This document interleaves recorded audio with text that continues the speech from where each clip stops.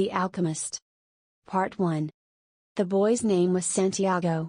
Dusk was falling as the boy arrived with his herd at an abandoned church. The roof had fallen in long ago, and an enormous sycamore had grown on the spot where the sacristy had once stood. He decided to spend the night there. He saw to it that all the sheep entered through the ruined gate, and then laid some planks across it to prevent the flock from wandering away during the night. There were no wolves in the region, but once an animal had strayed during the night, and the boy had had to spend the entire next day searching for it. He swept the floor with his jacket and lay down, using the book he had just finished reading as a pillow. He told himself that he would have to start reading thicker books, they lasted longer, and made more comfortable pillows.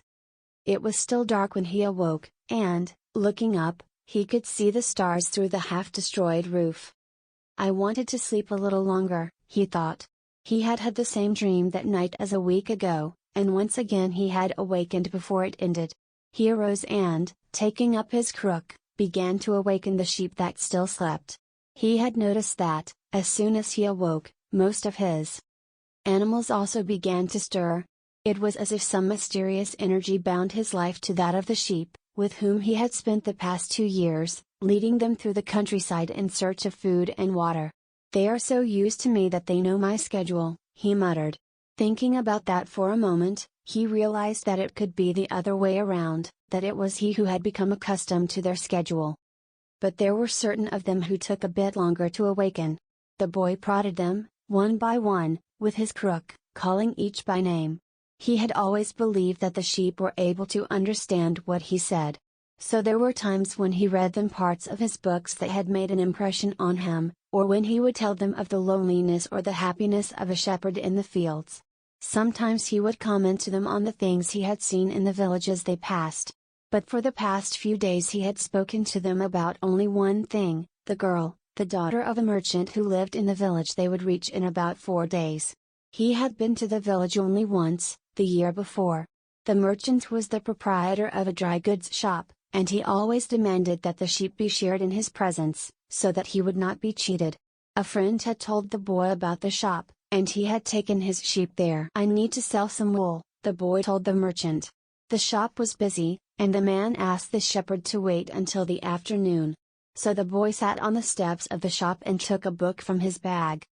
"I didn't know shepherds knew how to read," said a girl's voice behind him. The girl was typical of the region of Andalusia, with flowing black hair, and eyes that vaguely recalled the Moorish conquerors. "Well, usually I learn more from my sheep than from books," he answered. During the 2 hours that they talked, she told him she was the merchant's daughter, and spoke of life in the village, where each day was like all the others. The shepherd told her of the Andalusian countryside, and related the news from the other towns where he had stopped. It was a pleasant change from talking to his sheep. "How did you learn to read?" the girl asked at one point. "Like everybody learns," he said. "In school." "Well, if you know how to read, why are you just a shepherd?" The boy mumbled an answer that allowed him to avoid responding to her question. He was sure the girl would never understand. He went on telling stories about his travels, and her bright, Moorish eyes went wide with fear and surprise. As the time passed, the boy found himself wishing that the day would never end, that her father would stay busy and keep him waiting for 3 days. He recognized that he was feeling something he had never experienced before, the desire to live in one place forever. With the girl with the raven hair, his days would never be the same again. But finally the merchant appeared, and asked the boy to shear 4 sheep. He paid for the wool and asked the shepherd to come back the following year. And now it was only 4 days before he would be back in that same village. He was excited, and at the same time uneasy. Maybe the girl had already forgotten him. Lots of shepherds passed through, selling their wool. "It doesn't matter," he said to his sheep. "I know other girls in other places." But in his heart he knew that it did matter. And he knew that shepherds, like seamen and like traveling salesmen, always found a town where there was someone who could make them forget the joys of carefree wandering. The day was dawning, and the shepherd urged his sheep in the direction of the sun. "They never have to make any decisions," he thought. "Maybe that's why they always stay close to me." The only things that concerned the sheep were food and water. As long as the boy knew how to find the best pastures in Andalusia, they would be his friends. Yes, their days were all the same, with the seemingly endless hours between sunrise and dusk, and they had never read a book in their young lives, and didn't understand when the boy told them about the sights of the cities. They were content with just food and water, and, in exchange, they generously gave of their wool, their company, and, once in a while, their meat. If I became a monster today, and decided to kill them, one by one, they would become aware only after most of the flock had been slaughtered, thought the boy. They trust me, and they've forgotten how to rely on their own instincts, because I lead them to nourishment. The boy was surprised at his thoughts. Maybe the church, with the sycamore growing from within, had been haunted.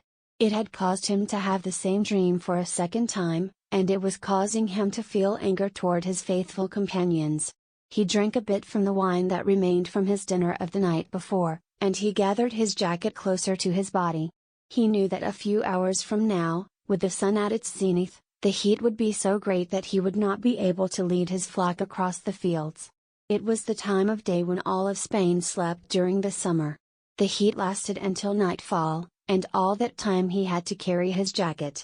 But when he thought to complain about the burden of its weight, he remembered that, because he had the jacket, he had withstood the cold of the dawn. We have to be prepared for change, he thought, and he was grateful for the jacket's weight and warmth. The jacket had a purpose, and so did the boy.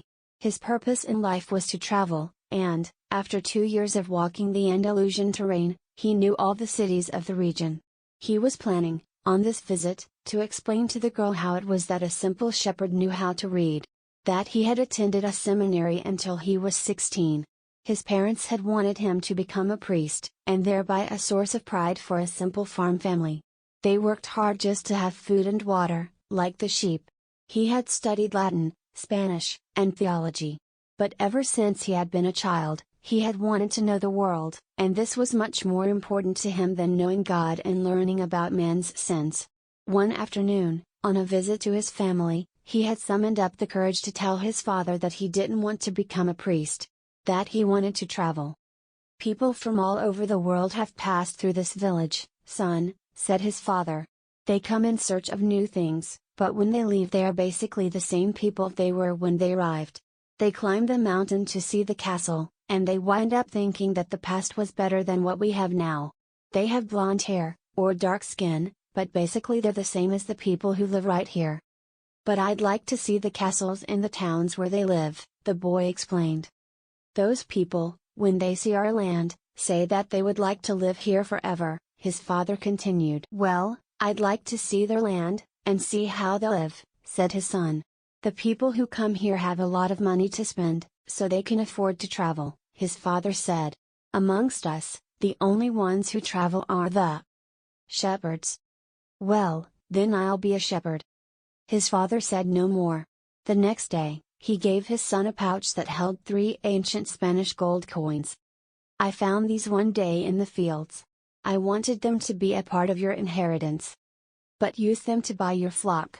Take to the fields, and someday you'll learn that our countryside is the best, and our women are the most beautiful. And he gave the boy his blessing. The boy could see in his father's gaze a desire to be able, himself, to travel the world, a desire that was still alive, despite his father's having had to bury it, over dozens of years, under the burden of struggling for water to drink, food to eat, and the same place to sleep every night of his life. The horizon was tinged with red, and suddenly the sun appeared. The boy thought back to that conversation with his father, and felt happy. He had already seen many castles and met many women, but none the equal of the one who awaited him several days hence. He owned a jacket, a book that he could trade for another, and a flock of sheep. But, most important, he was able every day to live out his dream. If he were to tire of the Andalusian fields, he could sell his sheep and go to sea. By the time he had had enough of the sea, he would already have known other cities, other women, and other chances to be happy. I couldn't have found God in the seminary, he thought, as he looked at the sunrise.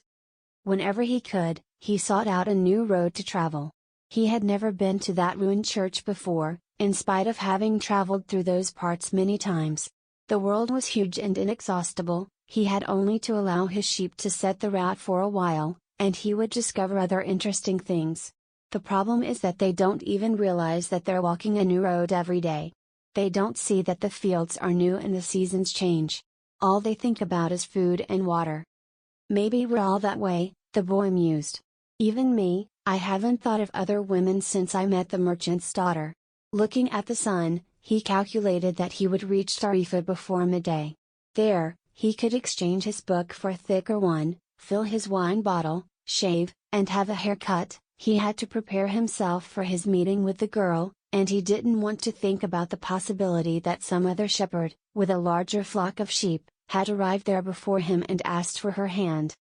It's the possibility of having a dream come true that makes life interesting, he thought, as he looked again at the position of the sun, and hurried his pace.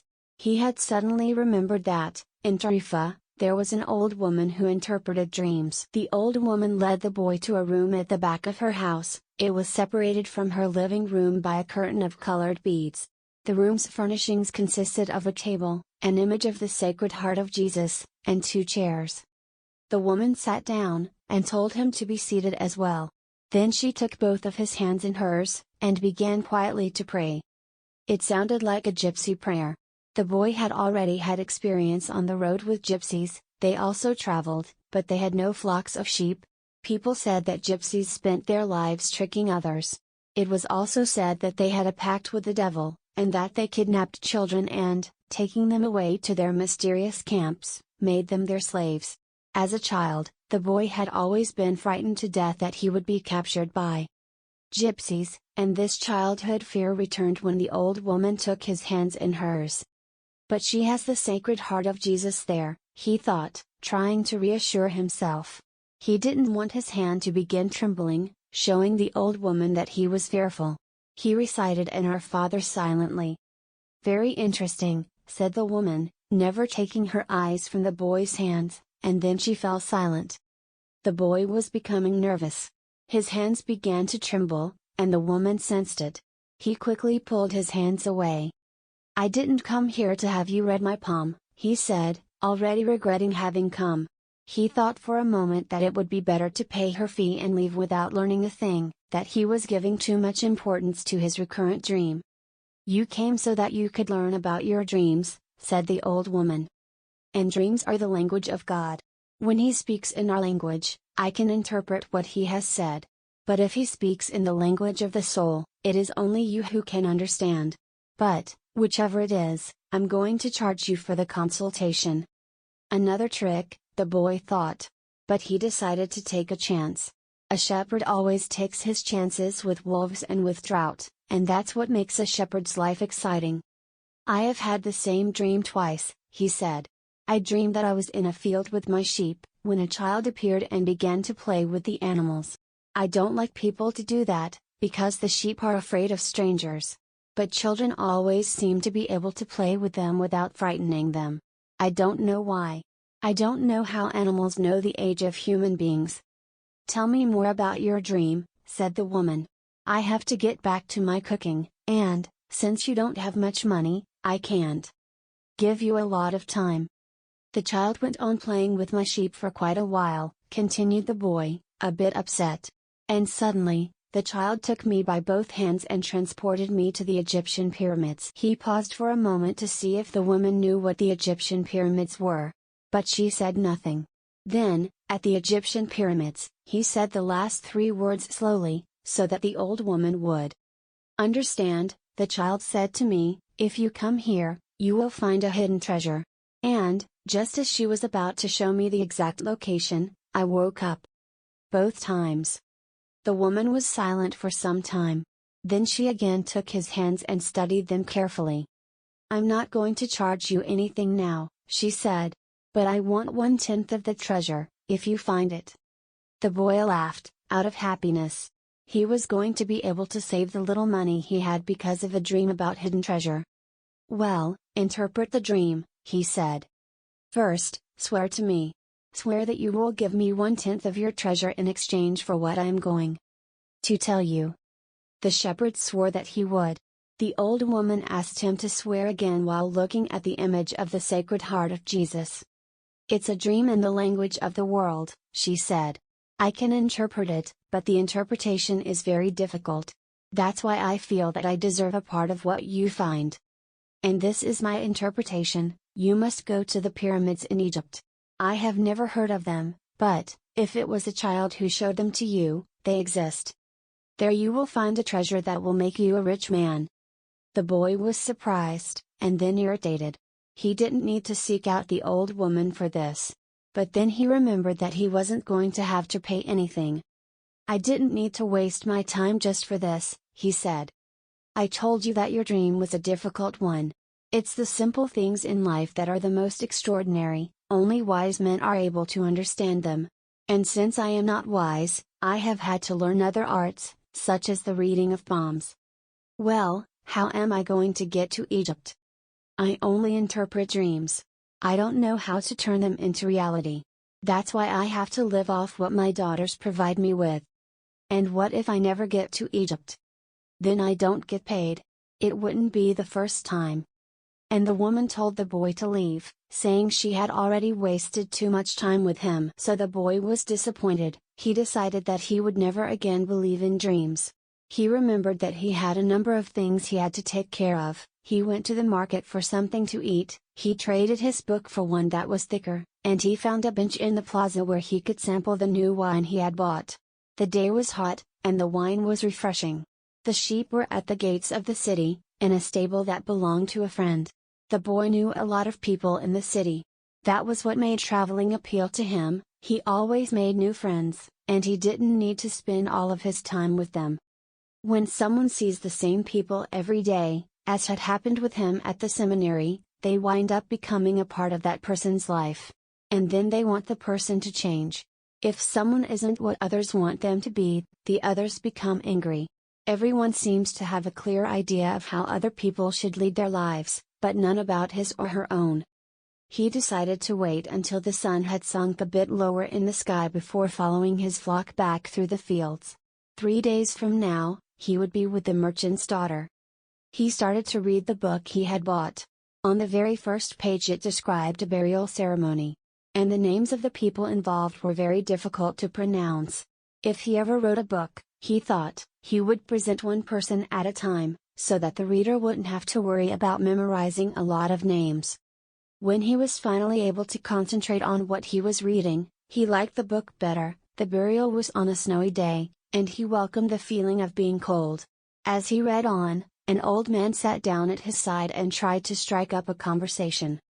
"What are they doing?" the old man asked, pointing at the people in the plaza. "Working," the boy answered dryly, making it look as if he wanted to concentrate on his reading. Actually, he was thinking about shearing his sheep in front of the merchant's daughter, so that she could see that he was someone who was capable of doing difficult things. He had already imagined this scene many times. Every time, the girl became fascinated when he explained that the sheep had to be sheared from back to front. He also tried to remember some good stories to relate as he sheared the sheep. Most of them he had read in books, but he would tell them as if they were from his personal experience. She would never know the difference, because she didn't know how to read. Meanwhile, the old man persisted in his attempt to strike up a conversation. He said that he was tired and thirsty, and asked if he might have a sip of the boy's wine. The boy offered his bottle, hoping that the old man would leave him alone. But the old man wanted to talk, and he asked the boy what book he was reading. The boy was tempted to be rude, and moved to another bench, but his father had taught him to be respectful of the elderly. So he held out the book to the man, for 2 reasons. First, that he, himself, wasn't sure how to pronounce the title, and second, that if the old man didn't know how to read, he would probably feel ashamed and decide of his own accord to change benches. Said the old man, looking at all sides of the book, as if it were some strange object. "This is an important book, but it's really irritating." The boy was shocked. The old man knew how to read, and had already read the book. And if the book was irritating, as the old man had said, the boy still had time to change it for another. "It's a book that says the same thing almost all the other books in the world say," continued the old man. "It describes people's inability to choose their own personal legends. And it ends up saying that everyone believes the world's greatest lie.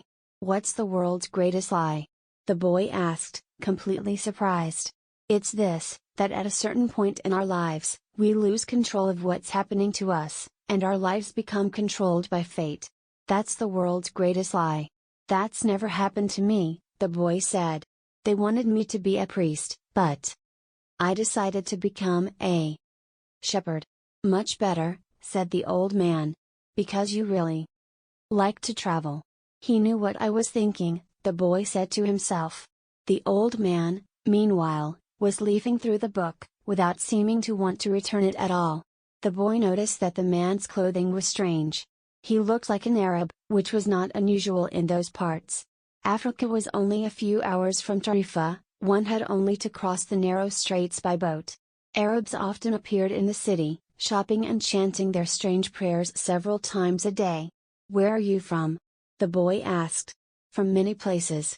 No one can be from many places, the boy said. I'm a shepherd, and I have been to many places, but I come from only one place, from a city near an ancient castle. That's where I was born. Well then, we could say that I was born in Salem. The boy didn't know where Salem was, but he didn't want to ask, fearing that he would appear ignorant. He looked at the people in the plaza for a while, they were coming and going, and all of them seemed to be very busy. So, what is Salem like? He asked, trying to get some sort of clue. It's like it always has been. No clue yet. But he knew that Salem wasn't in Andalusia. If it were, he would already have heard of it. And what do you do in Salem? He insisted. What do I do in Salem? The old man laughed. Well, I'm the king of Salem. People say strange things, the boy thought. Sometimes it's better to be with the sheep, who don't say anything. And better still to be alone with one's books.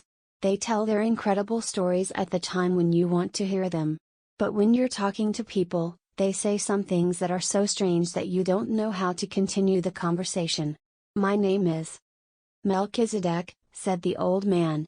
How many sheep do you have? Enough, said the boy. He could see that the old man wanted to know more about his life. Well, then, we've got a problem. I can't help you if you feel you've got enough sheep. The boy was getting irritated. He wasn't asking for help. It was the old man who had asked for a drink of his wine, and had started the conversation. Give me my book, the boy said. I have to go and gather my sheep and get going. Give me 1/10 of your sheep, said the old man, and I'll tell you how to find the hidden treasure. The boy remembered his dream, and suddenly everything was clear to him. The old woman hadn't charged him anything, but the old man, maybe he was her husband, was going to find a way to get much more money in exchange for information about something that didn't even exist. The old man was probably a gypsy, too. But before the boy could say anything, the old man leaned over, picked up a stick, and began to write in the sand of the plaza. Something bright reflected from his chest with such intensity that the boy was momentarily blinded. With a movement that was too quick for someone his age, the man covered whatever it was with his cape. When his vision returned to normal, the boy was able to read what the old man had written in the sand. There, in the sand of the plaza of that small city, the boy read the names of his father and his mother and the name of the seminary he had attended. He read the name of the merchant's daughter, which he hadn't even known, and he read things he had never told anyone. I'm the king of Salem, the old man had said. Why would a king be talking with a shepherd? The boy asked, awed and embarrassed. For several reasons. But let's say that the most important is that you have succeeded in discovering your personal legend. The boy didn't know what a person's personal legend was. It's what you have always wanted to accomplish. Everyone, when they are young, knows what their personal legend is. At that point in their lives, everything is clear and everything is possible. They are not afraid to dream, and to yearn for everything they would like to see happen to them in their lives. But, as time passes, a mysterious force begins to convince them that it will be impossible for them to realize their personal legend. None of what the old man was saying made much sense to the boy. But he wanted to know what the mysterious force was. The merchant's daughter would be impressed when he told her about that. It's a force that appears to be negative, but actually shows you how to realize your personal legend. It prepares your spirit and your will, because there is one great truth on this planet: whoever you are, or whatever it is that you do, when you really want something, it's because that desire originated in the soul of the universe. It's your mission on Earth. Even when all you want to do is travel? Or marry the daughter of a textile merchant? Yes, or even search for treasure. The soul of the world is nourished by people's happiness. And also by unhappiness, envy, and jealousy. To realize one's personal legend is a person's only real obligation. All things are one. And, when you want something, all the universe conspires in helping you to achieve it. They were both silent for a time, observing the plaza and the townspeople. It was the old man who spoke first. "Why do you tend a flock of sheep?" "Because I like to travel." The old man pointed to a baker standing in his shop window at one corner of the plaza. When he was a child, that man wanted to travel, too. But he decided first to buy his bakery and put some money aside. When he's an old man, he's going to spend a month in Africa. He never realized that people are capable, at any time in their lives, of doing what they dream of. He should have decided to become a shepherd, the boy said. Well, he thought about that, the old man said. But bakers are more important people than shepherds. Bakers have homes, while shepherds sleep out in the open. Parents would rather see their children marry bakers than shepherds. The boy felt a pang in his heart, thinking about the merchant's daughter. There was surely a baker in her town. The old man continued, in the long run, what people think about shepherds and bakers becomes more important for them than their own personal legends. The old man leafed through the book, and fell to reading a page he came to. The boy waited, and then interrupted the old man just as he himself had been interrupted. "Why are you telling me all this?" "Because you are trying to realize your personal legend. And you are at the point where you're about to give it all up. And that's when you always appear on the scene?" "Not always in this way, but I always appear in one form or another. Sometimes I appear in the form of a solution, or a good idea. At other times, at a crucial moment, I make it easier for things to happen. There are other things I do, too, but most of the time people don't realize I've done them." The old man related that the week before, he had been forced to appear before a miner, and had taken the form of a stone. The miner had abandoned everything to go mining for emeralds. For 5 years he had been working a certain river, and had examined hundreds of thousands of stones looking for an emerald. The miner was about to give it all up, right at the point when, if he were to examine just one more stone, just one more, he would find his emerald. Since the miner had sacrificed everything to his personal legend, the old man decided to become involved. He transformed himself into a stone that rolled up to the miner's foot. The miner, with all the anger and frustration of his 5 fruitless years, picked up the stone and threw it aside. But he had thrown it with such force that it broke the stone it fell upon, and there, embedded in the broken stone, was the most beautiful emerald in the world. "People learn, early in their lives, what is their reason for being," said the old man, with a certain bitterness. "Maybe that's why they give up on it so early, too. But that's the way it is." The boy reminded the old man that he had said something about hidden treasure. "Treasure is uncovered by the force of flowing water, and it is buried by the same currents," said the old man. "If you want to learn about your own treasure, you will have to give me 1/10 of your flock." "What about 1/10 of my treasure?" The old man looked disappointed. "If you start out by promising what you don't even have yet, you'll lose your desire to work toward getting it." The boy told him that he had already promised to give 1/10 of his treasure to the gypsy. "Gypsies are experts at getting people to do that," sighed the old man. "In any case, it's good that you've learned that everything in life has its price. This is what the warriors of the light try to teach." The old man returned the book to the boy. "Tomorrow, at this same time, bring me 1/10 of your flock. And I will tell you how to find the hidden treasure. Good afternoon." And he vanished around the corner of the plaza. The boy began again to read his book, but he was no longer able to concentrate. He was tense and upset, because he knew that the old man was right. He went over to the bakery and bought a loaf of bread, thinking about whether or not he should tell the baker what the old man had said about him. Sometimes it's better to leave things as they are, He thought to himself, and decided to say nothing. If he were to say anything, the baker would spend 3 days thinking about giving it all up, even though he had gotten used to the way things were. The boy could certainly resist causing that kind of anxiety for the baker. So he began to wander through the city, and found himself at the gates. There was a small building there, with a window at which people bought tickets to Africa. And he knew that Egypt was in Africa. "Can I help you?" asked the man behind the window. "Maybe tomorrow," said the boy, moving away. If he sold just one of his sheep, he'd have enough to get to the other shore of the strait. The idea frightened him. "Another dreamer," said the ticket seller to his assistant, watching the boy walk away. "He doesn't have enough money to travel." While standing at the ticket window, the boy had remembered his flock, and decided he should go back to being a shepherd. In 2 years he had learned everything about shepherding. He knew how to shear sheep, how to care for pregnant ewes, and how to protect the sheep from wolves. He knew all the fields and pastures of Andalusia. And he knew what was the fair price for every one of his animals. He decided to return to his friend's stable by the longest route possible. As he walked past the city's castle, he interrupted his return, and climbed the stone ramp that led to the top of the wall. From there, he could see Africa in the distance. Someone had once told him that it was from there that the Moors had come, to occupy all of Spain. He could see almost the entire city from where he sat, including the plaza where he had talked with the old man. "Curse the moment I met that old man," he thought. He had come to the town only to find a woman who could interpret his dream. Neither the woman nor the old man was at all impressed by the fact that he was a shepherd. They were solitary individuals who no longer believed in things, and didn't understand that shepherds become attached to their sheep. He knew everything about each member of his flock. He knew which ones were lame, which one was to give birth 2 months from now, and which were the laziest. He knew how to shear them, and how to slaughter them. If he ever decided to leave them, they would suffer. The wind began to pick up.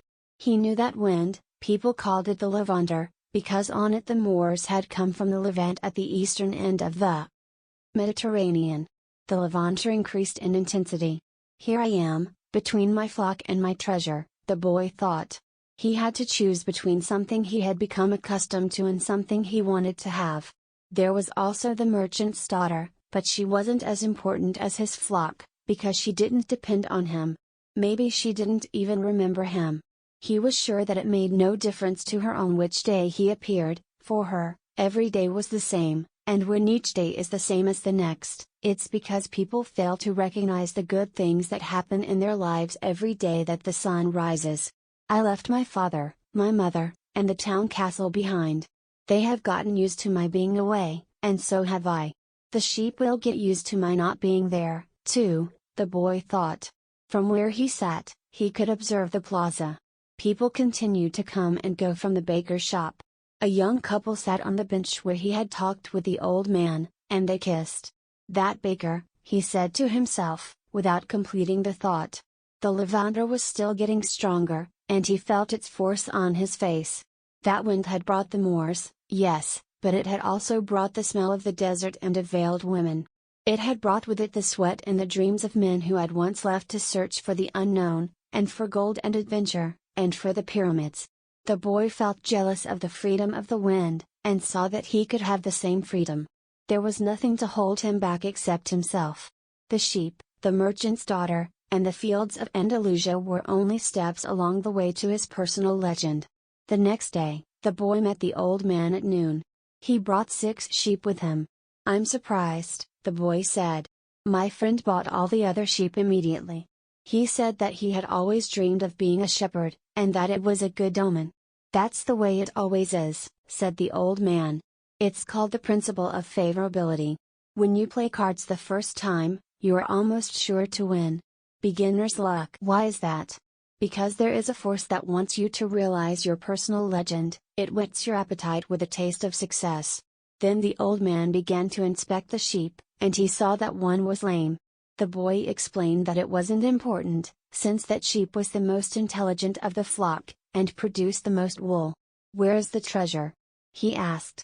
"It's in Egypt, near the pyramids." The boy was startled. The old woman had said the same thing. But she hadn't charged him anything. In order to find the treasure, you will have to follow the omens. God has prepared a path for everyone to follow. You just have to read the omens that He left for you. Before the boy could reply, a butterfly appeared and fluttered between him and the old man. He remembered something his grandfather had once told him, that butterflies were a good omen.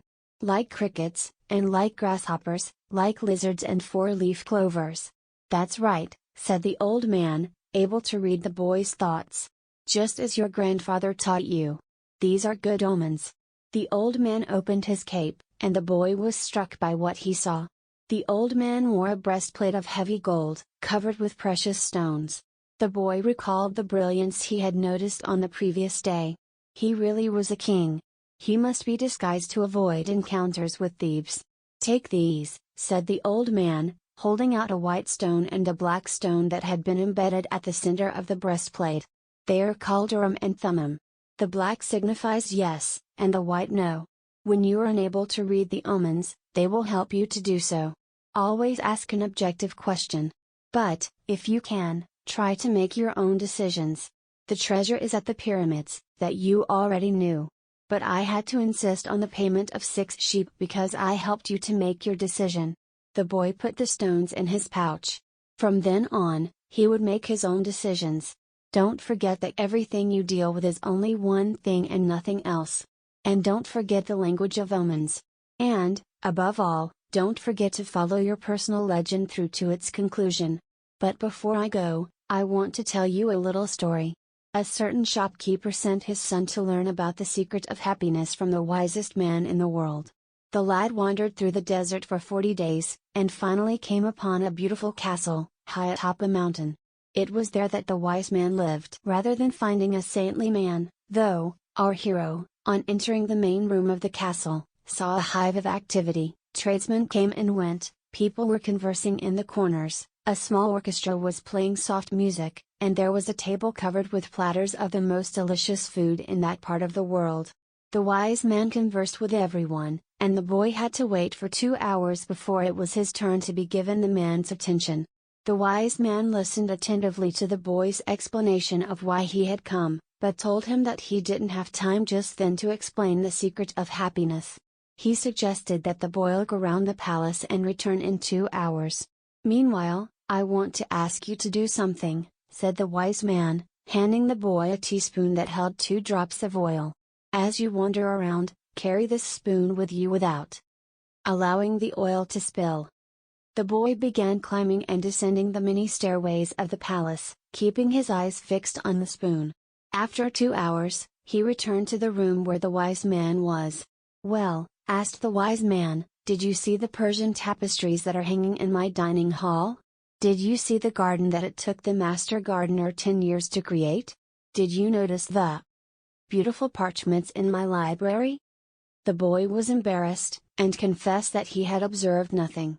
His only concern had been not to spill the oil that the wise man had entrusted to him. Then go back and observe the marvels of my world, said the wise man. You cannot trust a man if you don't know his house. Relieved, the boy picked up the spoon and returned to his exploration of the palace, this time observing all of the works of art on the ceilings and the walls. He saw the gardens, the mountains all around him, the beauty of the flowers, and the taste with which everything had been selected. Upon returning to the wise man, he related in detail everything he had seen. But where are the drops of oil I entrusted to you? Asked the wise man. Looking down at the spoon he held, the boy saw that the oil was gone. Well, there is only one piece of advice I can give you, said the wisest of wise men. The secret of happiness is to see all the marvels of the world, and never to forget the drops of oil on the spoon. The shepherd said nothing. He had understood the story the old king had told him. A shepherd may like to travel, but he should never forget about his sheep. The old man looked at the boy and, with his hands held together, made several strange gestures over the boy's head. Then, taking his sheep, he walked away. At the highest point in Tarifa there is an old fort, built by the Moors. From atop its walls, one can catch a glimpse of Africa. Melchizedek, the king of Salem, sat on the wall of the fort that afternoon, and felt the Levanter blowing in his face. The sheep fidgeted nearby, uneasy with their new owner and excited by so much change. All they wanted was food and water. Melchizedek watched a small ship that was plowing its way out of the port. He would never again see the boy, just as he had never seen Abraham again after having charged him his 1/10 fee. That was his work. The gods should not have desires, because they don't have personal legends. But the king of Salem hoped desperately that the boy would be successful. "It's too bad that he's quickly going to forget my name," he thought. "I should have repeated it for him. Then when he spoke about me he would say that I am Melchizedek, the king of Salem." He looked to the skies, feeling a bit abashed, and said, "I know it's the vanity of vanities, as you said, my lord. But an old king sometimes has to take some pride in himself." How strange Africa is, thought the boy. He was sitting in a bar very much like the other bars he had seen along the narrow streets of Tangier. Some men were smoking from a gigantic pipe that they passed from one to the other. In just a few hours he had seen men walking hand in hand, women with their faces covered, and priests that climbed to the tops of towers and chanted, as everyone about him went to their knees and placed their foreheads on the ground. A practice of infidels, he said to himself. As a child in church, he had always looked at the image of Saint Santiago Matamoros on his white horse, his sword unsheathed, and figures such as these kneeling at his feet. The boy felt ill and terribly alone. The infidels had an evil look about them. Besides this, in the rush of his travels he had forgotten a detail, just one detail, which could keep him from his treasure for a long time. Only Arabic was spoken in this country. The owner of the bar approached him, and the boy pointed to a drink that had been served at the next table. It turned out to be a bitter tea. The boy preferred wine. But he didn't need to worry about that right now. What he had to be concerned about was his treasure, and how he was going to go about getting it. The sale of his sheep had left him with enough money in his pouch, and the boy knew that in money there was magic. Whoever has money is never really alone. Before long, maybe in just a few days, he would be at the pyramids. An old man, with a breastplate of gold, wouldn't have lied just to acquire 6 sheep. The old man had spoken about signs and omens, and, as the boy was crossing the strait, he had thought about omens. Yes, the old man had known what he was talking about. During the time the boy had spent in the fields of Andalusia, he had become used to learning which path he should take by observing the ground and the sky. He had discovered that the presence of a certain bird meant that a snake was nearby, and that a certain shrub was a sign that there was water in the area. The sheep had taught him that. If God leads the sheep so well, he will also lead a man, he thought, and that made him feel better. The tea seemed less bitter. "Who are you?" he heard a voice ask him in Spanish. The boy was relieved. He was thinking about omens, and someone had appeared. "How come you speak Spanish?" he asked. The new arrival was a young man in Western dress, but the color of his skin suggested he was from this city. He was about the same age and height as the boy. "Almost everyone here speaks Spanish. We're only 2 hours from Spain. Sit down, and let me treat you to something," said the boy. "And ask for a glass of wine for me. I hate this tea." "There is no wine in this country," the young man said. "The religion here forbids it." The boy told him then that he needed to get to the pyramids. He almost began to tell about his treasure, but decided not to do so. If he did, it was possible that the Arab would want a part of it as payment for taking him there. He remembered what the old man had said about offering something you didn't even have yet. "I'd like you to take me there if you can. I can pay you to serve as my guide." "Do you have any idea how to get there?" the newcomer asked. The boy noticed that the owner of the bar stood nearby, listening attentively to their conversation. He felt uneasy at the man's presence. But he had found a guide, and didn't want to miss out on an opportunity. "You have to cross the entire Sahara Desert," said the young man. "And to do that, you need money. I need to know whether you have enough." The boy thought it a strange question. But he trusted in the old man, who had said that, when you really want something, the universe always conspires in your favor. He took his money from his pouch and showed it to the young man. The owner of the bar came over and looked, as well.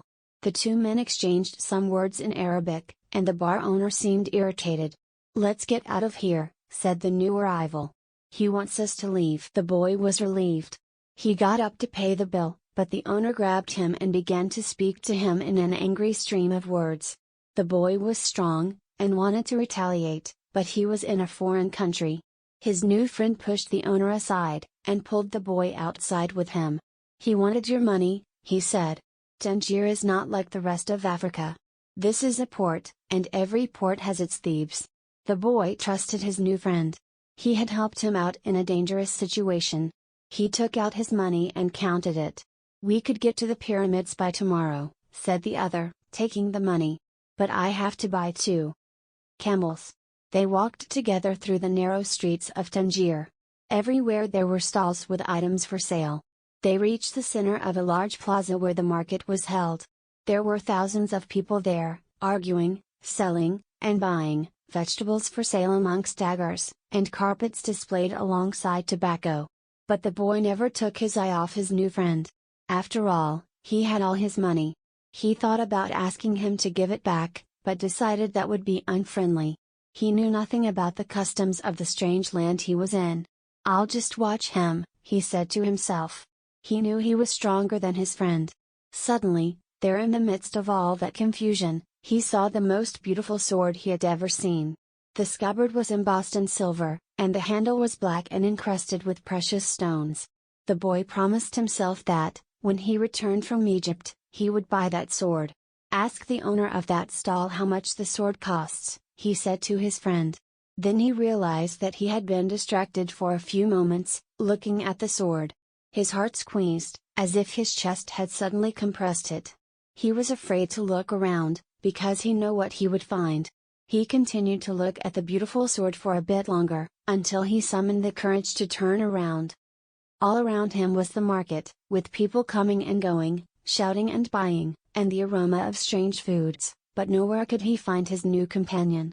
The boy wanted to believe that his friend had simply become separated from him by accident. He decided to stay right there and await his return. As he waited, a priest climbed to the top of a nearby tower and began his chant. Everyone in the market fell to their knees, touched their foreheads to the ground, and took up the chant.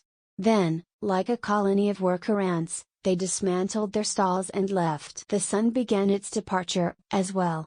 The boy watched it through its trajectory for some time, until it was hidden behind the white houses surrounding the plaza. He recalled that when the sun had risen that morning, he was on another continent, still a shepherd with 60 sheep, and looking forward to meeting with a girl. That morning he had known everything that was going to happen to him as he walked through the familiar fields. But now, as the sun began to set, he was in a different country, a stranger in a strange land, where he couldn't even speak the language. He was no longer a shepherd, and he had nothing, not even the money to return and start everything over. All this happened between sunrise and sunset, the boy thought. He was feeling sorry for himself, and lamenting the fact that his life could have changed so suddenly and so drastically. He was so ashamed that he wanted to cry. He had never even wept in front of his own sheep.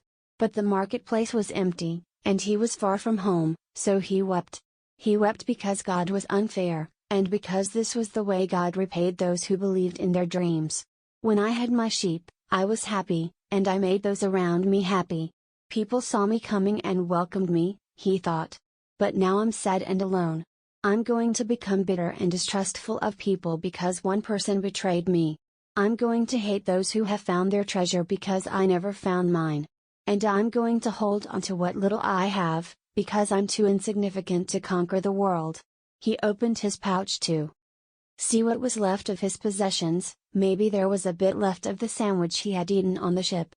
But all he found was the heavy book, his jacket, and the 2 stones the old man had given him. As he looked at the stones, he felt relieved for some reason.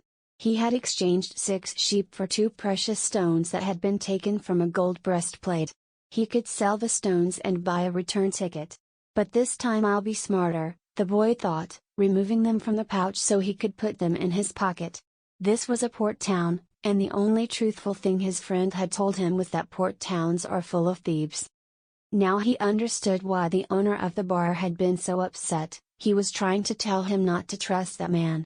"I'm like everyone else, I see the world in terms of what I would like to see happen, not what actually does. He ran his fingers slowly over the stones, sensing their temperature and feeling their surfaces. They were his treasure. Just handling them made him feel better. They reminded him of the old man. When you want something, all the universe conspires in helping you to achieve it, he had said. The boy was trying to understand the truth of what the old man had said. There he was in the empty marketplace, without a cent to his name, and with not a sheep to guard through the night. But the stones were proof that he had met with a king who knew of the boy's past. They're called Urim and Thummim, and they can help you to read the omens. The boy put the stones back in the pouch and decided to do an experiment. The old man had said to ask very clear questions, and to do that, the boy had to know what he wanted.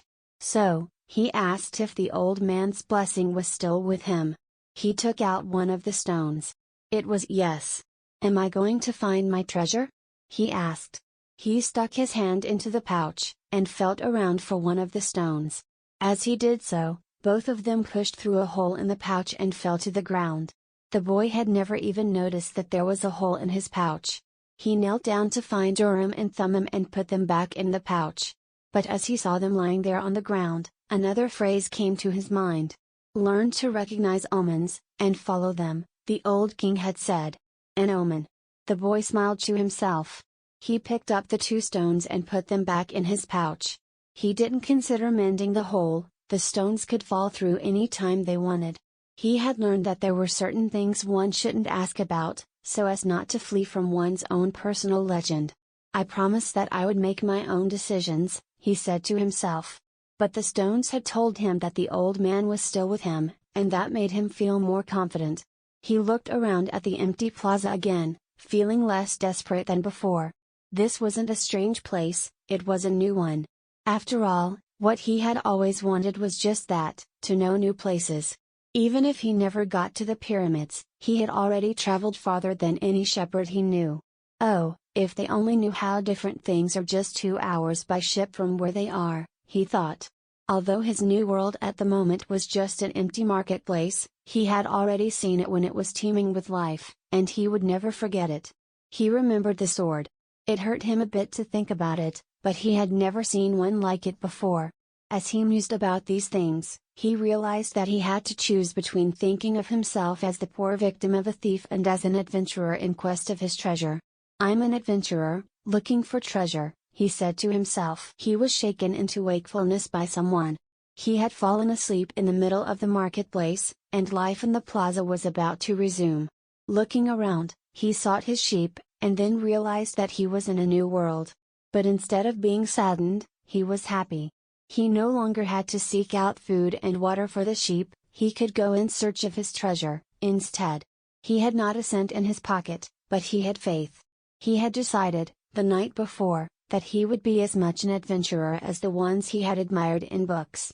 He walked slowly through the market. The merchants were assembling their stalls, and the boy helped a candy seller to do his. The candy seller had a smile on his face, he was happy, aware of what his life was about, and ready to begin a day's work. His smile reminded the boy of the old man, the mysterious old king he had met. This candy merchant isn't making candy so that later he can travel or marry a shopkeeper's daughter. He's doing it because it's what he wants to do, thought the boy. He realized that he could do the same thing the old man had done, since whether a person was near to or far from his personal legend. Just by looking at them. It's easy, and yet I've never done it before, he thought. When the stall was assembled, the candy seller offered the boy the first sweet he had made for the day. The boy thanked him, ate it, and went on his way. When he had gone only a short distance, he realized that, while they were erecting the stall, one of them had spoken Arabic and the other Spanish. And they had understood each other perfectly well. There must be a language that doesn't depend on words, the boy thought. I've already had that experience with my sheep, and now it's happening with people. He was learning a lot of new things. Some of them were things that he had already experienced, and weren't really new, but that he had never perceived before.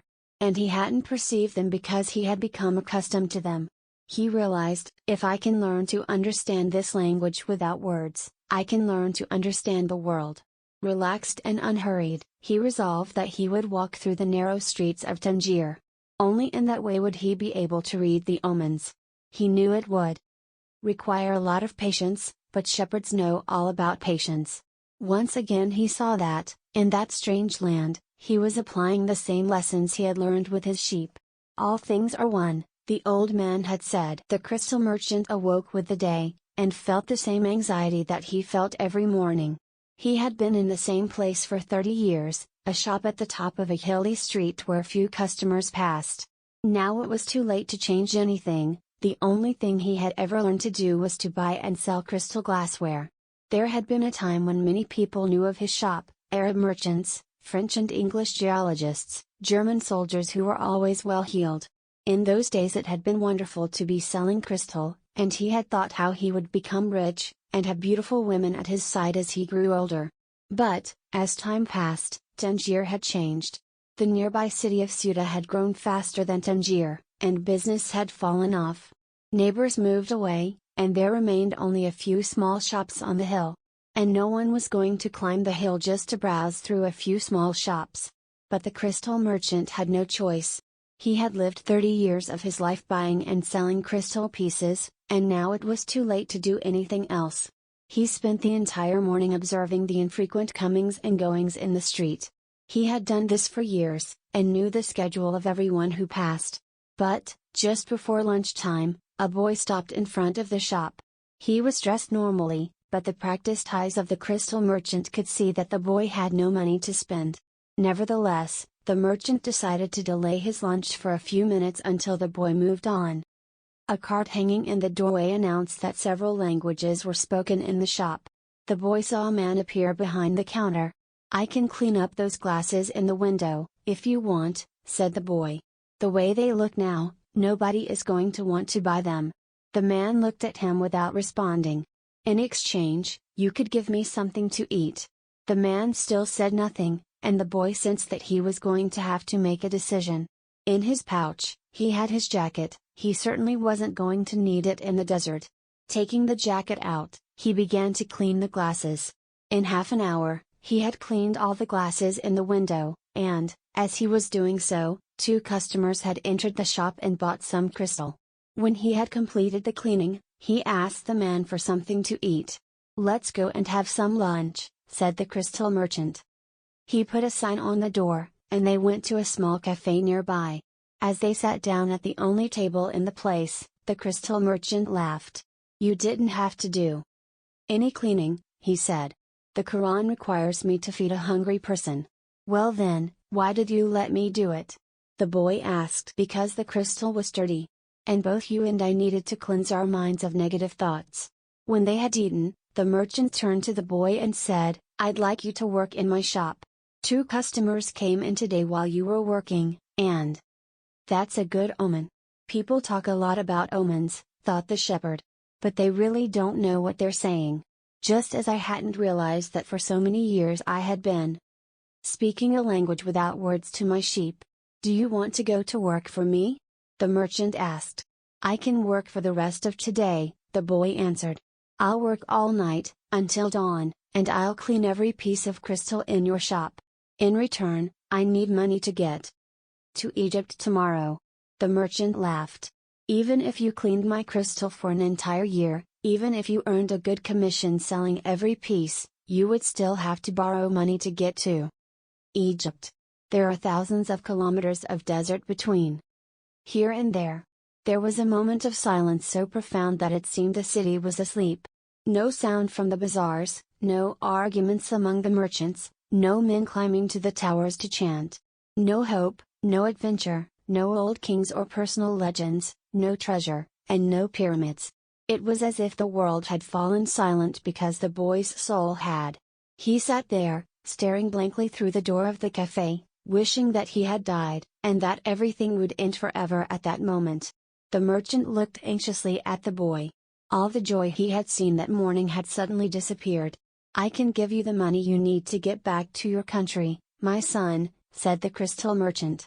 The boy said nothing. He got up, adjusted his clothing, and picked up his pouch. "I'll work for you," he said. And after another long silence, he added, "I need money to buy some sheep." Part 2. The boy had been working for the crystal merchant for almost a month, and he could see that it wasn't exactly the kind of job that would make him happy. The merchant spent the entire day mumbling behind the counter, telling the boy to be careful with the pieces and not to break anything. But he stayed with the job because the merchant, although he was an old grouch, treated him fairly. The boy received a good commission for each piece he sold, and had already been able to put some money aside. That morning he had done some calculating. If he continued to work every day as he had been, he would need a whole year to be able to buy some sheep. "I'd like to build a display case for the crystal," the boy said to the merchant. "We could place it outside, and attract those people who pass at the bottom of the hill." "I've never had one before," the merchant answered. "People will pass by and bump into it, and pieces will be broken." "Well, when I took my sheep through the fields, some of them might have died if we had come upon a snake. But that's the way life is with sheep and with shepherds." The merchant turned to a customer who wanted 3 crystal glasses. He was selling better than ever, as if time had turned back to the old days when the street had been one of Tangier's major attractions. "Business has really improved," he said to the boy, after the customer had left. "I'm doing much better, and soon you'll be able to return to your sheep." "Why ask more out of life?" "Because we have to respond to omens," the boy said, almost without meaning to. Then he regretted what he had said, because the merchant had never met the king. "It's called the principle of favorability, beginner's luck. Because life wants you to achieve your personal legend," the old king had said. But the merchant understood what the boy had said. The boy's very presence in the shop was an omen, and, as time passed and money was pouring into the cash drawer, he had no regrets about having hired the boy. The boy was being paid more money than he deserved, because the merchant, thinking that sales wouldn't amount to much, had offered the boy a high commission rate. He had assumed he would soon return to his sheep. "Why did you want to get to the pyramids?" he asked. "To get away from the business of the display." "Because I've always heard about them," the boy answered, saying nothing about his dream.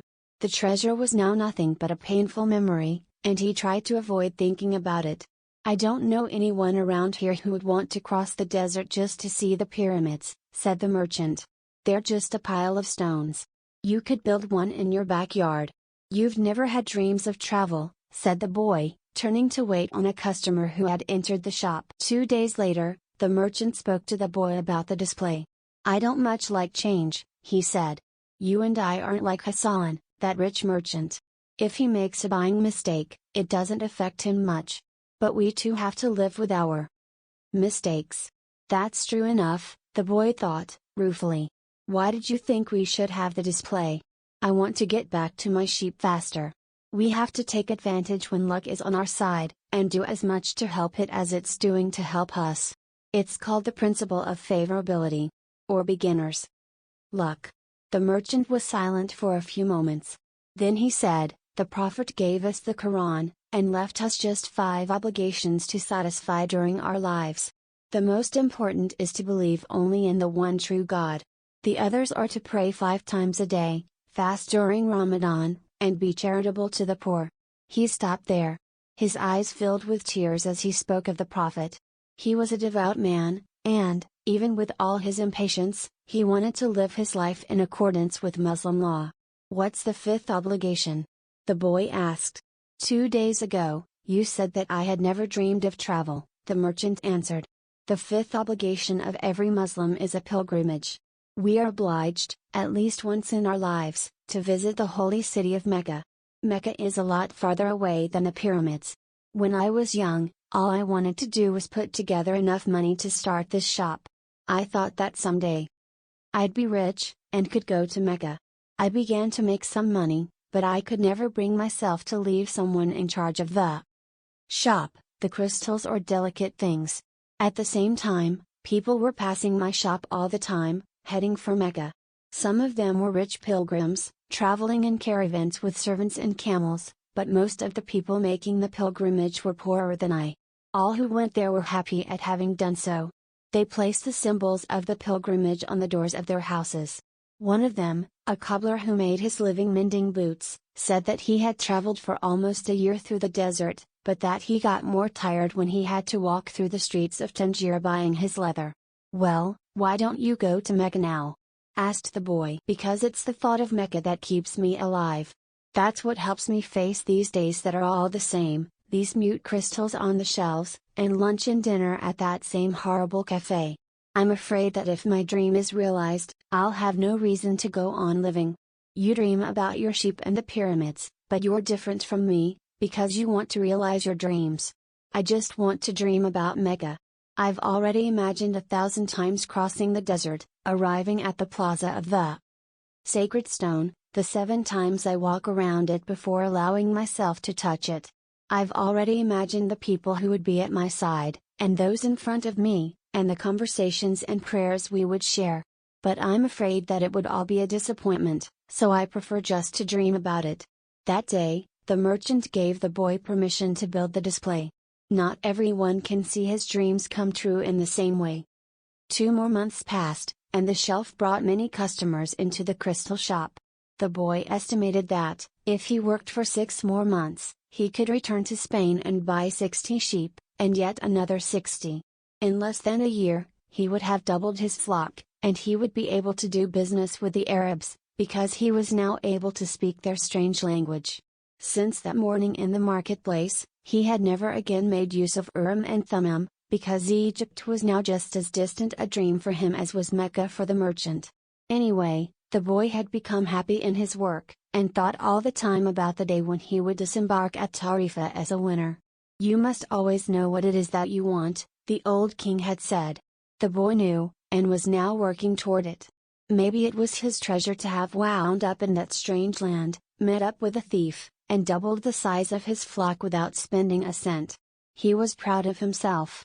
He had learned some important things, like how to deal in crystal, and about the language without words, and about omens. One afternoon he had seen a man at the top of the hill, complaining that it was impossible to find a decent place to get something to drink after such a climb. The boy, accustomed to recognizing omens, spoke to the merchant. "Let's sell tea to the people who climb the hill." "Lots of places sell tea around here," the merchant said. "But we could sell tea in crystal glasses. The people will enjoy the tea and want to buy the glasses. I have been told that beauty is the great seducer of men." The merchant didn't respond, but that afternoon, after saying his prayers and closing the shop, he invited the boy to sit with him and share his hookah, that strange pipe used by the Arabs. "What is it you're looking for?" asked the old merchant. "I've already told you. I need to buy my sheep back, so I have to earn the money to do so." The merchant put some new coals in the hookah, and inhaled deeply. "I've had this shop for 30 years. I know good crystal from bad, and everything else there is to know about crystal. I know its dimensions and how it behaves. If we serve tea in crystal, the shop is going to expand. And then I'll have to change my way of life. Well, isn't that good? I'm already used to the way things are. Before you came, I was thinking about how much time I had wasted in the same place, while my friends had moved on, and either went bankrupt or did better than they had before. It made me very depressed. Now, I can see that it hasn't been too bad. The shop is exactly the size I always wanted it to be. I don't want to change anything, because I don't know how to deal with change. I'm used to the way I am." The boy didn't know what to say. The old man continued, "You have been a real blessing to me. Today, I understand something I didn't see before: every blessing ignored becomes a curse. I don't want anything else in life. But you're forcing me to look at wealth and at horizons I have never known. Now that I have seen them, and now that I see how immense my possibilities are, I'm going to feel worse than I did before you arrived. Because I know the things I should be able to accomplish, and I don't want to do so." "It's good I refrained from saying anything to the baker in Tarifa," thought the boy to himself. They went on smoking the pipe for a while as the sun began to set. They were conversing in Arabic, and the boy was proud of himself for being able to do so. There had been a time when he thought that his sheep could teach him everything he needed to know about the world. But they could never have taught him Arabic. "There are probably other things in the world that the sheep can't teach me," thought the boy as he regarded the old merchant. "All they ever do, really, is look for food and water. And maybe it wasn't that they were teaching me, but that I was learning from them." "Maktub," the merchant said, finally. "What does that mean?" You would have to have been born an Arab to understand, he answered. But in your language it would be something like it is written. And, as he smothered the coals in the hookah, he told the boy that he could begin to sell tea in the crystal glasses. Sometimes, there's just no way to hold back the river. The men climbed the hill, and they were tired when they reached the top. But there they saw a crystal shop that offered refreshing mint tea. They went in to drink the tea, which was served in beautiful crystal glasses. My wife never thought of this, said one, and he bought some crystal. He was entertaining guests that night, and the guests would be impressed by the beauty of the glassware. The other man remarked that tea was always more delicious when it was served in crystal, because the aroma was retained. The third said that it was a tradition in the Orient to use crystal glasses for tea because it had magical powers. Before long, the news spread, and a great many people began to climb the hill to see the shop that was doing something new in a trade that was so old. Other shops were opened that served tea in crystal, but they weren't at the top of the hill, and they had little business. Eventually, the merchant had to hire 2 more employees. He began to import enormous quantities of tea, along with his crystal, and his shop was sought out by men and women with a thirst for things new. And, in that way, the months passed. The boy awoke before dawn. It had been 11 months and 9 days since he had first set foot on the African continent. He dressed in his Arabian clothing of white linen, bought especially for this day. He put his head cloth in place and secured it with a ring made of camel skin. Wearing his new sandals, he descended the stairs silently. The city was still sleeping. He prepared himself a sandwich and drank some hot tea from a crystal glass. Then he sat in the sun-filled doorway, smoking the hookah. He smoked in silence, thinking of nothing, and listening to the sound of the wind that brought the scent of the desert. When he had finished his smoke, he reached into one of his pockets, and sat there for a few moments, regarding what he had withdrawn. It was a bundle of money. Enough to buy himself 120 sheep, a return ticket, and a license to import products from Africa into his own country. He waited patiently for the merchant to awaken and open the shop. Then the two went off to have some more tea. "I'm leaving today," said the boy. "I have the money I need to buy my sheep. And you have the money you need to go to Mecca." The old man said nothing. "Will you give me your blessing?" asked the boy. "You have helped me." The man continued to prepare his tea, saying nothing. Then he turned to the boy. "I am proud of you," he said. "You brought a new feeling into my crystal shop. But you know that I'm not going to go to Mecca. Just as you know that you're not going to buy your sheep." "Who told you that?" asked the boy, startled. "Maktub," said the old crystal merchant. And he gave the boy his blessing. The boy went to his room and packed his belongings. They filled 3 sacks. As he was leaving, he saw, in the corner of the room, his old shepherd's pouch. It was bunched up, and he had hardly thought of it for a long time. As he took his jacket out of the pouch, thinking to give it to someone in the street, the 2 stones fell to the floor. Urim and Thummim. It made the boy think of the old king, and it startled him to realize how long it had been since he had thought of him. For nearly a year, he had been working incessantly, thinking only of putting aside enough money so that he could return to Spain with pride. "Never stop dreaming," the old king had said. "Follow the omens." The boy picked up Urim and Thummim, and, once again, had the strange sensation that the old king was nearby. He had worked hard for a year, and the omens were that it was time to go. "I'm going to go back to doing just what I did before," the boy thought. "Even though the sheep didn't teach me to speak Arabic." But the sheep had taught him something even more important, that there was a language in the world that everyone understood, a language the boy had used throughout the time that he was trying to improve things at the shop. It was the language of enthusiasm, of things accomplished with love and purpose, and as part of a search for something believed in and desired.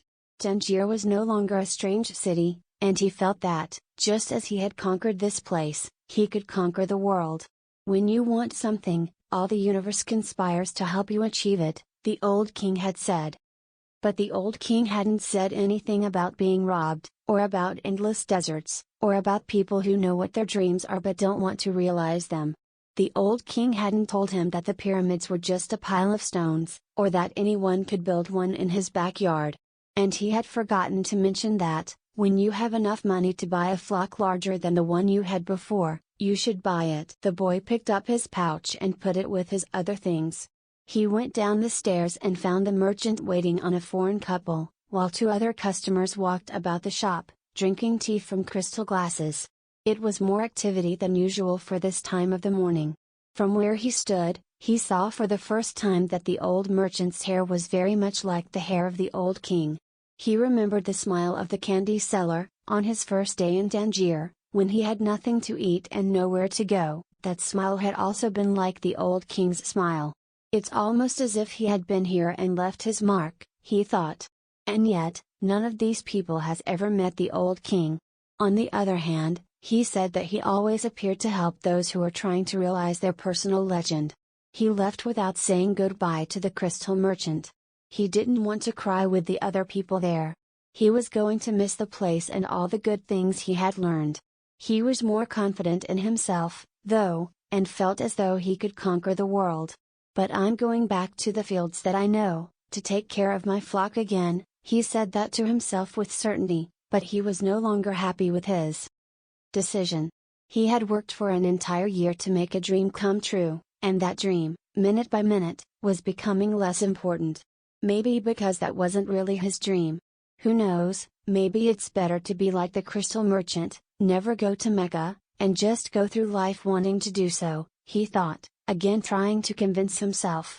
But as he held Urim and Thummim in his hand, they had transmitted to him the strength and will of the old king. By coincidence, or maybe it was an omen, the boy thought he came to the bar he had entered on his first day there. The thief wasn't there, and the owner brought him a cup of tea. I can always go back to being a shepherd, the boy thought. I learned how to care for sheep, and I haven't forgotten how that's done. But maybe I'll never have another chance to get to the pyramids in Egypt. The old man wore a breastplate of gold, and he knew about my past. He really was a king, a wise king. The hills of Andalusia were only 2 hours away, but there was an entire desert between him and the pyramids. Yet the boy felt that there was another way to regard his situation. He was actually 2 hours closer to his treasure. The fact that the 2 hours had stretched into an entire year didn't matter. I know why I want to get back to my flock, he thought. I understand sheep, they're no longer a problem, and they can be good friends. On the other hand, I don't know if the desert can be a friend, and it's in the desert that I have to search for my treasure. If I don't find it, I can always go home. I finally have enough money, and all the time I need. Why not? He suddenly felt tremendously happy. He could always go back to being a shepherd.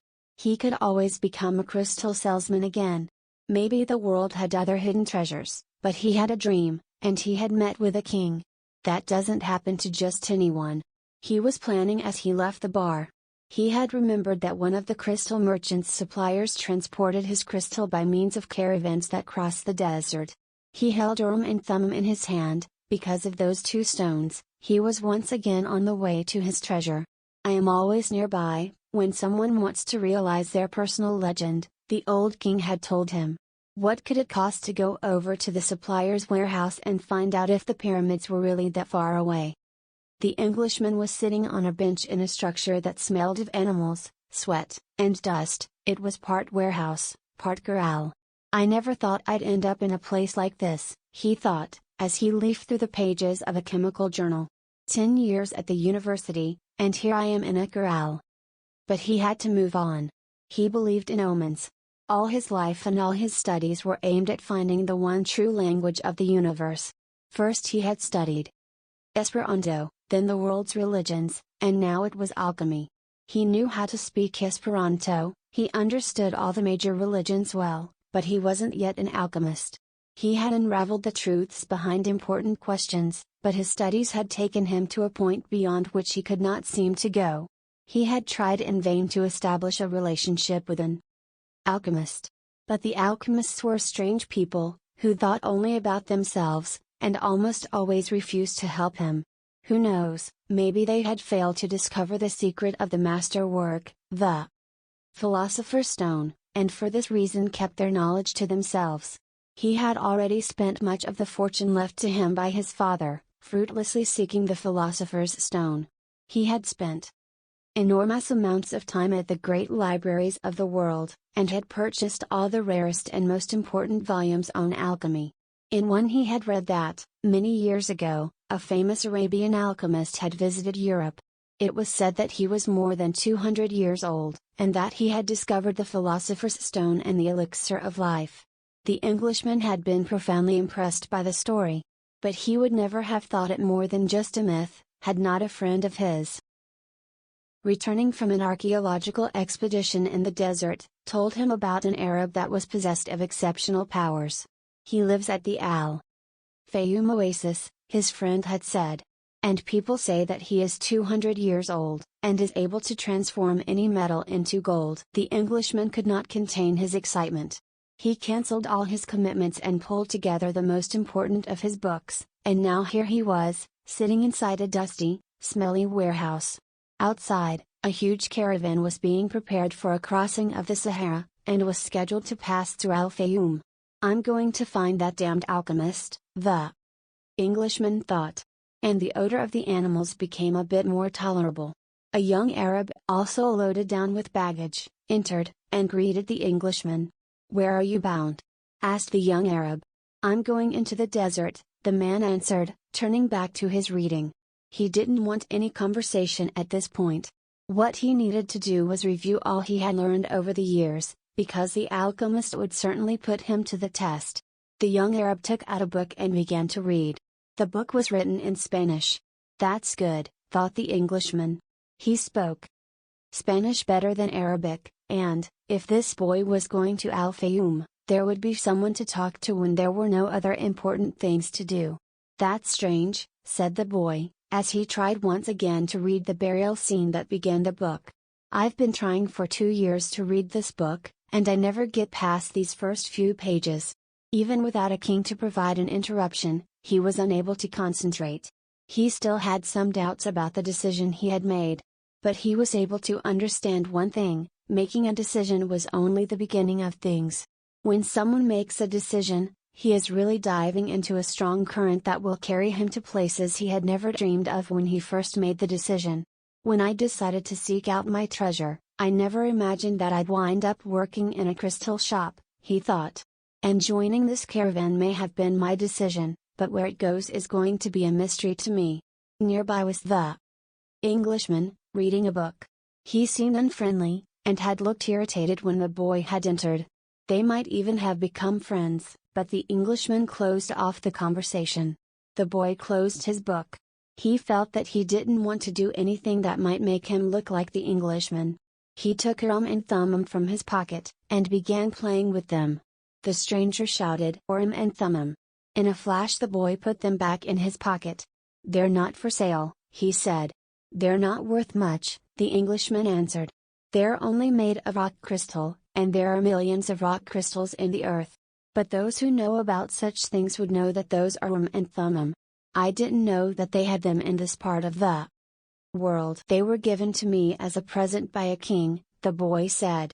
The stranger didn't answer. Instead, he put his hand in his pocket, and took out 2 stones that were the same as the boy's.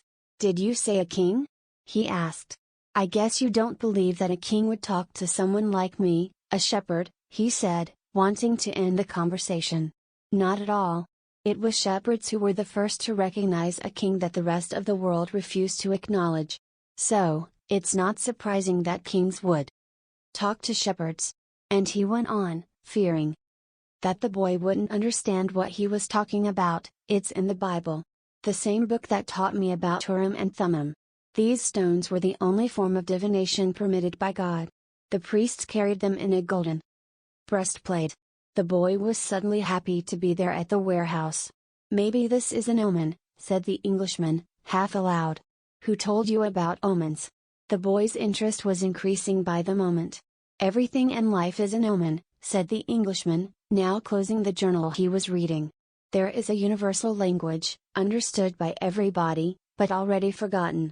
I am in search of that universal language, among other things. That's why I'm here. I have to find a man who knows that universal language. An alchemist." The conversation was interrupted by the warehouse boss. "You're in luck, you two," the fat Arab said. There's a caravan leaving today for Al Fayoum. But I'm going to Egypt, the boy said. Al Fayoum is in Egypt, said the Arab. What kind of Arab are you? That's a good luck omen, the Englishman said, after the fat Arab had gone out. If I could, I'd write a huge encyclopedia just about the words luck and coincidence. It's with those words that the universal language is written. He told the boy it was no coincidence that he had met him with Urim and Thummim in his hand. And he asked the boy if he, too, were in search of the alchemist. I'm looking for a treasure, said the boy, and he immediately regretted having said it. But the Englishman appeared not to attach any importance to it. In a way, so am I, he said. I don't even know what alchemy is, the boy was saying, when the warehouse boss called to them to come outside. I'm the leader of the caravan, said a dark-eyed, bearded man. I hold the power of life and death for every person I take with me. The desert is a capricious lady, and sometimes she drives men crazy. There were almost 200 people gathered there, and 400 animals, camels, horses, mules, and fowl. In the crowd were women, children, and a number of men with swords at their belts and rifles slung on their shoulders. The Englishman had several suitcases filled with books. There was a babble of noise, and the leader had to repeat himself several times for everyone to understand what he was saying. There are a lot of different people here, and each has his own God. But the only God I serve is Allah, and in His name I swear that I will do everything possible once again to win out over the desert. But I want each and every one of you to swear by the God you believe in that you will follow my orders no matter what. In the desert, disobedience means death. There was a murmur from the crowd. Each was swearing quietly to his or her own God. The boy swore to Jesus Christ. The Englishman said nothing. And the murmur lasted longer than a simple vow would have. The people were also praying to heaven for protection. A long note was sounded on a bugle, and everyone mounted up. The boy and the Englishman had bought camels, and climbed uncertainly onto their backs. The boy felt sorry for the Englishman's camel, loaded down as he was with the cases of books. There's no such thing as coincidence, said the Englishman, picking up the conversation where it had been interrupted in the warehouse. I'm here because a friend of mine heard of an Arab who, but the caravan began to move, and it was impossible to hear what the Englishman was saying. The boy knew what he was about to describe, though, the mysterious chain that links one thing to another, the same chain that had caused him to become a shepherd, that had caused his recurring dream, that had brought him to a city near Africa, to find a king, and to be robbed in order to meet a crystal merchant, and, the closer one gets to realizing his personal legend, the more that personal legend becomes his true reason for being, thought the boy. The caravan moved toward the east. It traveled during the morning, halted when the sun was at its strongest, and resumed late in the afternoon. The boy spoke very little with the Englishman, who spent most of his time with his books. The boy observed in silence the progress of the animals and people across the desert. Now everything was quite different from how it was that day they had set out. Then, there had been confusion and shouting, the cries of children and the whinnying of animals, all mixed with the nervous orders of the guides and the merchants. But, in the desert, there was only the sound of the eternal wind, and of the hoofbeats of the animals. Even the guides spoke very little to one another. I've crossed these sands many times, said one of the camel drivers one night.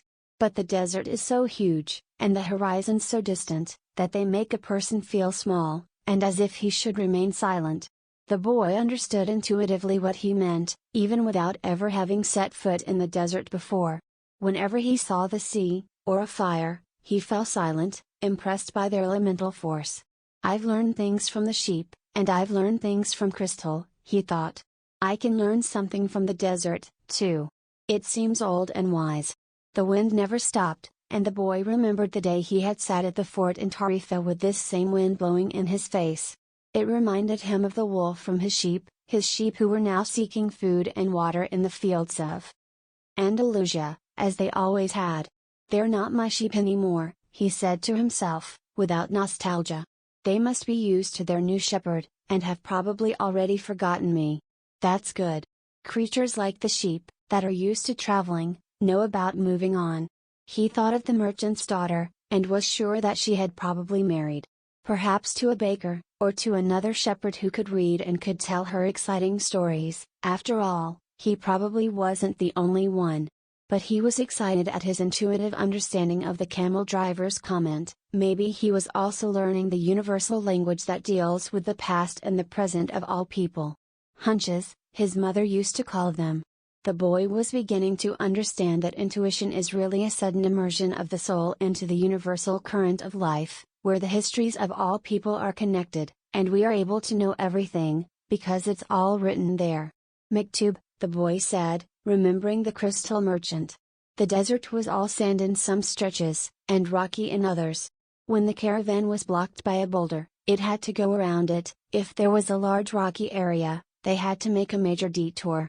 If the sand was too fine for the animals' hooves, they sought a way where the sand was more substantial.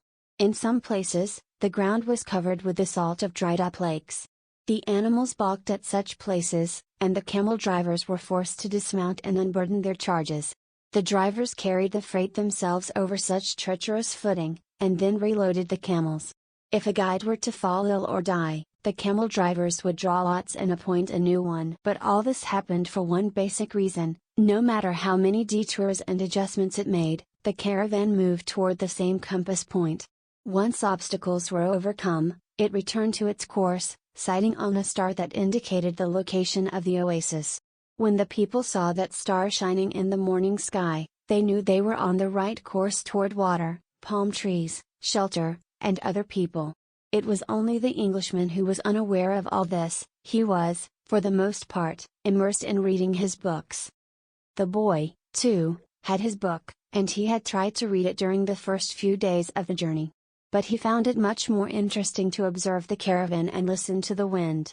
As soon as he had learned to know his camel better, and to establish a relationship with him, he threw the book away. Although the boy had developed a superstition that each time he opened the book he would learn something important, he decided it was an unnecessary burden. He became friendly with the camel driver who traveled alongside him. At night, as they sat around the fire, the boy related to the driver his adventures as a shepherd. During one of these conversations, the driver told of his own life. "I used to live near El Karam," he said. "I had my orchard, my children, and a life that would change not at all until I died. One year, when the crop was the best ever, we all went to Mecca, and I satisfied the only unmet obligation in my life. I could die happily, and that made me feel good. One day, the earth began to tremble, and the Nile overflowed its banks. It was something that I thought could happen only to others, never to me. My neighbors feared they would lose all their olive trees in the flood, and my wife was afraid that we would lose our children. I thought that everything I owned would be destroyed. The land was ruined, and I had to find some other way to earn a living. So now I'm a camel driver. But that disaster taught me to understand the word of Allah. People need not fear the unknown if they are capable of achieving what they need and want. We are afraid of losing what we have, whether it's our life or our possessions and property. But this fear evaporates when we understand that our life stories and the history of the world were written by the same hand. Sometimes, their caravan met with another. One always had something that the other needed, as if everything were indeed written by one hand. As they sat around the fire, the camel drivers exchanged information about windstorms, and told stories about the desert. At other times, mysterious, hooded men would appear. They were Bedouins who did surveillance along the caravan route. They provided warnings about thieves and barbarian tribes. They came in silence and departed the same way, dressed in black garments that showed only their eyes. One night, a camel driver came to the fire where the Englishman and the boy were sitting. "There are rumors of tribal wars," he told them. The three fell silent. The boy noted that there was a sense of fear in the air, even though no one said anything. Once again he was experiencing the language without words, the universal language. The Englishman asked if they were in danger. "Once you get into the desert, there's no going back," said the camel driver. "And, when you can't go back, you have to worry only about the best way of moving forward. The rest is up to Allah, including the danger." And he concluded by saying the mysterious word, "Miktub." "You should pay more attention to the caravan," the boy said to the Englishman, after the camel driver had left. "We make a lot of detours, but we're always heading for the same destination." "And you ought to read more about the world," answered the Englishman. "Books are like caravans in that respect." The immense collection of people and animals began to travel faster. The days had always been silent, but now, even the nights, when the travelers were accustomed to talking around the fires, had also become quiet. And, one day, the leader of the caravan made the decision that the fires should no longer be lighted, so as not to attract attention to the caravan. The travelers adopted the practice of arranging the animals in a circle at night, sleeping together in the center as protection against the nocturnal cold. And the leader posted armed sentinels at the fringes of the group. The Englishman was unable to sleep one night. He called to the boy, and they took a walk along the dunes surrounding the encampment. There was a full moon, and the boy told the Englishman the story of his life. The Englishman was fascinated with the part about the progress achieved at the crystal shop after the boy began working there. "That's the principle that governs all things," he said. "In alchemy, it's called the soul of the world. When you want something with all your heart, that's when you are closest to the soul of the world.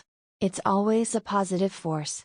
He also said that this was not just a human gift, that everything on the face of the earth had a soul, whether mineral, vegetable, or animal, or even just a simple thought. Everything on earth is being continuously transformed, because the earth is alive, and it has a soul. We are part of that soul, so we rarely recognize that it is working for us. But in the crystal shop you probably realized that even the glasses were collaborating in your success. The boy thought about that for a while as he looked at the moon and the bleached sands. "I have watched the caravan as it crossed the desert," he said. "The caravan and the desert speak the same language, and it's for that reason that the desert allows the crossing. It's going to test the caravans every step to see if it's in time, and, if it is, we will make it to the oasis." If either of us had joined this caravan based only on personal courage, but without understanding that language, this journey would have been much more difficult. They stood there looking at the moon. "That's the magic of omens," said the boy. "I've seen how the guides read the signs of the desert, and how the soul of the caravan speaks to the soul of the desert." The Englishman said, "I'd better pay more attention to the caravan. And I'd better read your books," said the boy. They were strange books. They spoke about Mercury, salt, dragons, and kings, and he didn't understand any of it. But there was one idea that seemed to repeat itself throughout all the books: all things are the manifestation of one thing only. In one of the books he learned that the most important text in the literature of alchemy contained only a few lines, and had been inscribed on the surface of an emerald. "It's the Emerald Tablet," said the Englishman, proud that he might teach something to the boy.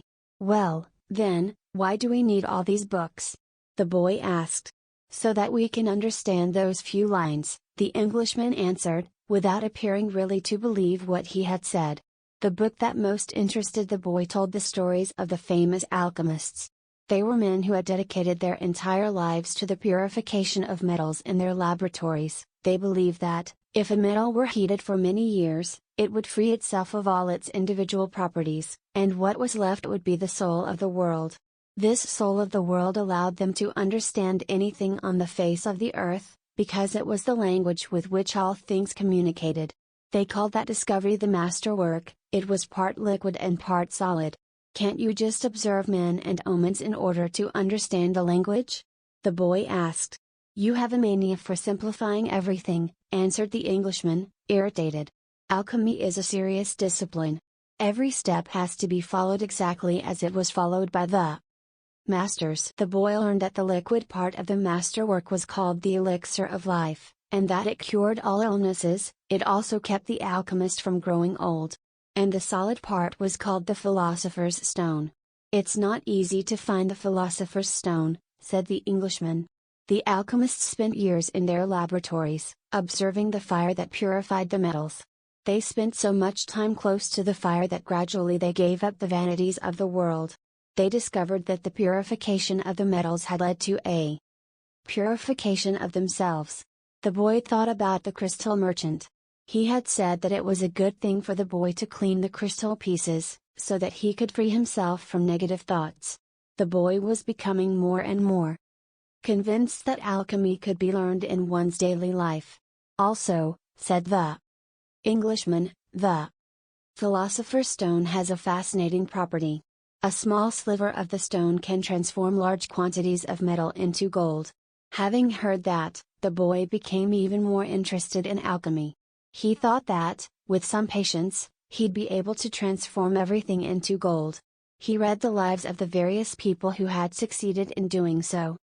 Helvetius, Elias, Fulcanelli, and Geber. They were fascinating stories, each of them lived out his personal legend to the end. They traveled, spoke with wise men, performed miracles for the incredulous, and owned the philosopher's stone and the elixir of life. But when the boy wanted to learn how to achieve the masterwork, he became completely lost. There were just drawings, coded instructions, and obscure texts. Why do they make things so complicated? He asked the Englishman one night.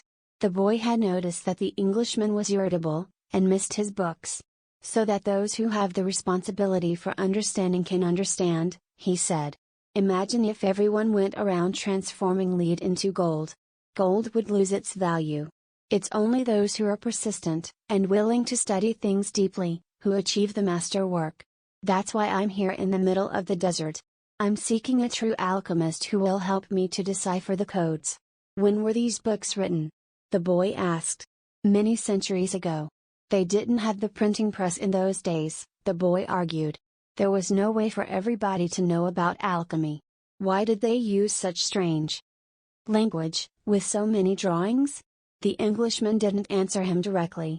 He said that for the past few days he had been paying attention to how the caravan operated, but that he hadn't learned anything new. The only thing he had noticed was that talk of war was becoming more and more frequent. Then one day the boy returned the books to the Englishman. Did you learn anything? The Englishman asked, eager to hear what it might be. He needed someone to talk to so as to avoid thinking about the possibility of war.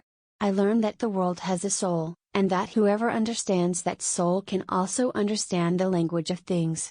I learned that many alchemists realized their personal legends, and wound up discovering the soul of the world, the philosopher's stone, and the elixir of life.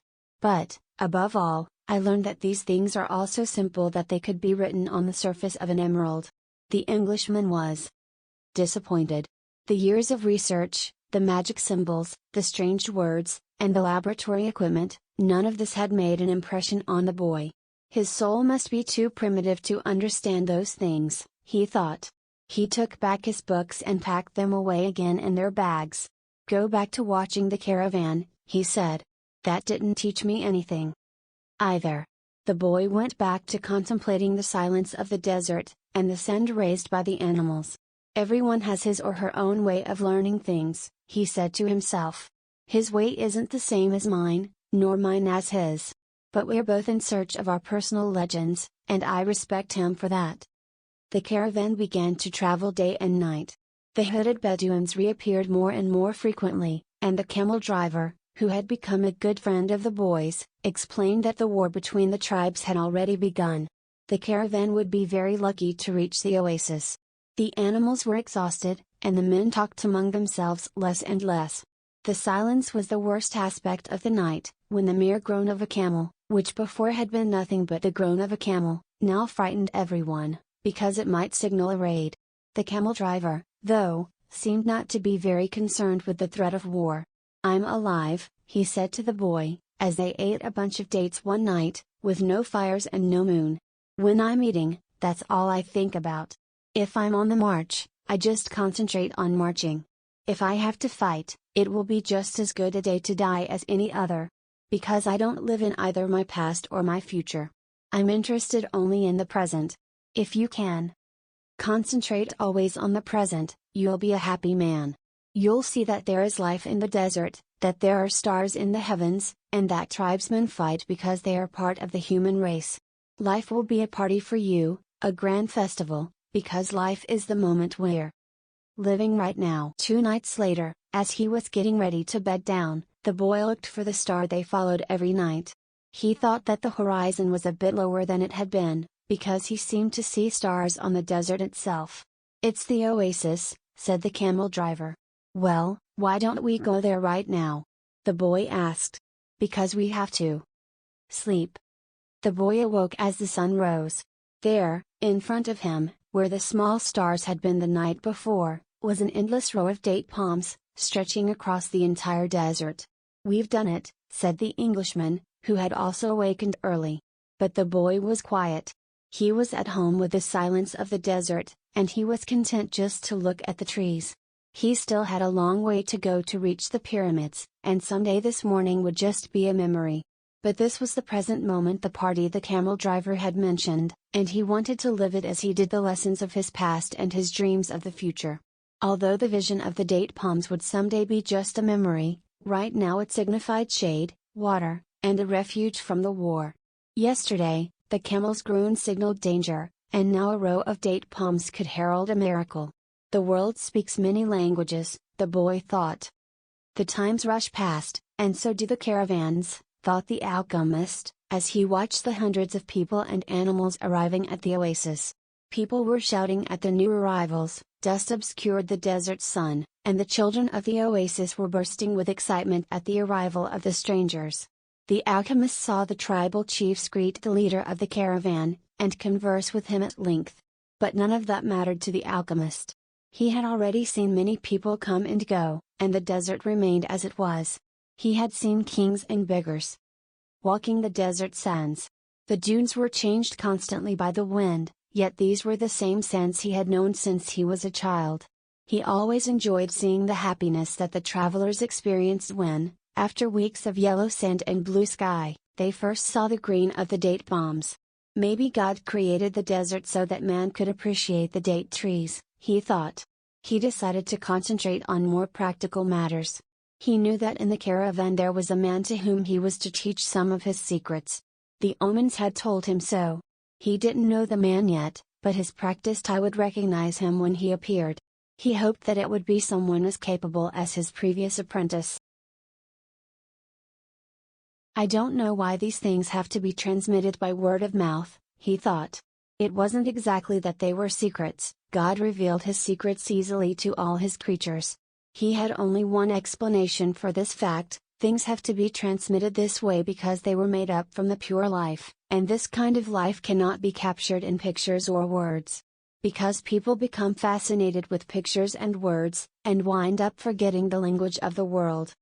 The boy couldn't believe what he was seeing. The oasis, rather than being just a well surrounded by a few palm trees, as he had seen once in a geography book, was much larger than many towns back in Spain. There were 300 wells, 50,000 date trees, and innumerable colored tints spread among them.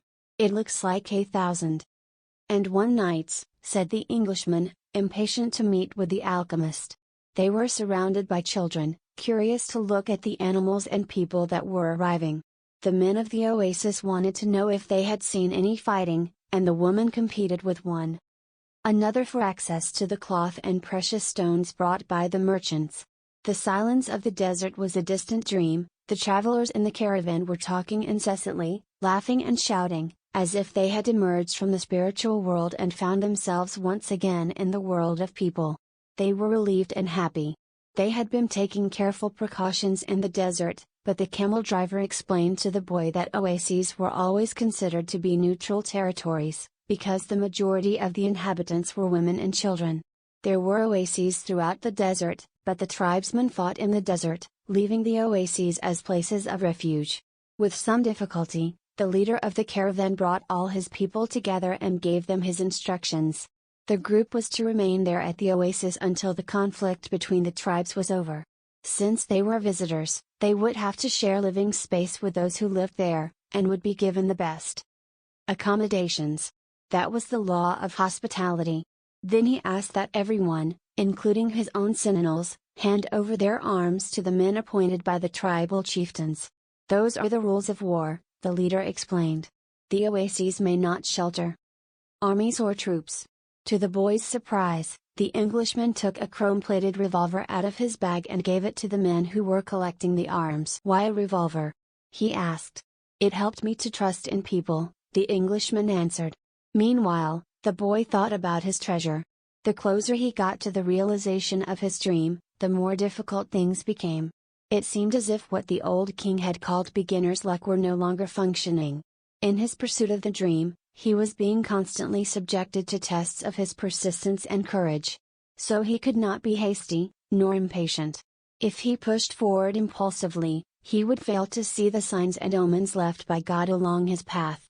God placed them along my path. He had surprised himself with the thought. Until then, he had considered the omens to be things of this world. Like eating or sleeping, or like seeking love or finding a job. He had never thought of them in terms of a language used by God to indicate what he should do. Don't be impatient, he repeated to himself. It's like the camel driver said, eat when it's time to eat. And move along when it's time to move along. That first day, everyone slept from exhaustion, including the Englishman. The boy was assigned a place far from his friend, in a tent with 5 other young men of about his age. They were people of the desert, and clamored to hear his stories about the great cities. The boy told them about his life as a shepherd, and was about to tell them of his experiences at the crystal shop when the Englishman came into the tent. "I've been looking for you all morning," he said, as he led the boy outside. "I need you to help me find out where the alchemist lives." First, they tried to find him on their own. An alchemist would probably live in a manner that was different from that of the rest of the people at the oasis, and it was likely that in his tent an oven was continuously burning. They searched everywhere, and found that the oasis was much larger than they could have imagined. There were hundreds of tents. "We've wasted almost the entire day," said the Englishman, sitting down with the boy near one of the wells. "Maybe we'd better ask someone," the boy suggested. The Englishman didn't want to tell others about his reasons for being at the oasis, and couldn't make up his mind. But, finally, he agreed that the boy, who spoke better Arabic than he, should do so. The boy approached a woman who had come to the well to fill a goatskin with water. "Good afternoon, ma'am. I'm trying to find out where the alchemist lives here at the oasis." The woman said she had never heard of such a person, and hurried away. But before she fled, she advised the boy that he had better not try to converse with women who were dressed in black, because they were married women. He should respect tradition. The Englishman was disappointed. It seemed he had made the long journey for nothing. The boy was also saddened. His friend was in pursuit of his personal legend. And, when someone was in such pursuit, the entire universe made an effort to help him succeed. That's what the old king had said. He couldn't have been wrong. "I had never heard of alchemists before," the boy said. "Maybe no one here has, either." The Englishman's eyes lit up. "That's it. Maybe no one here knows what an alchemist is. Find out who it is who cures the people's illnesses." Several women dressed in black came to the well for water, but the boy would speak to none of them, despite the Englishman's insistence. Then a man approached.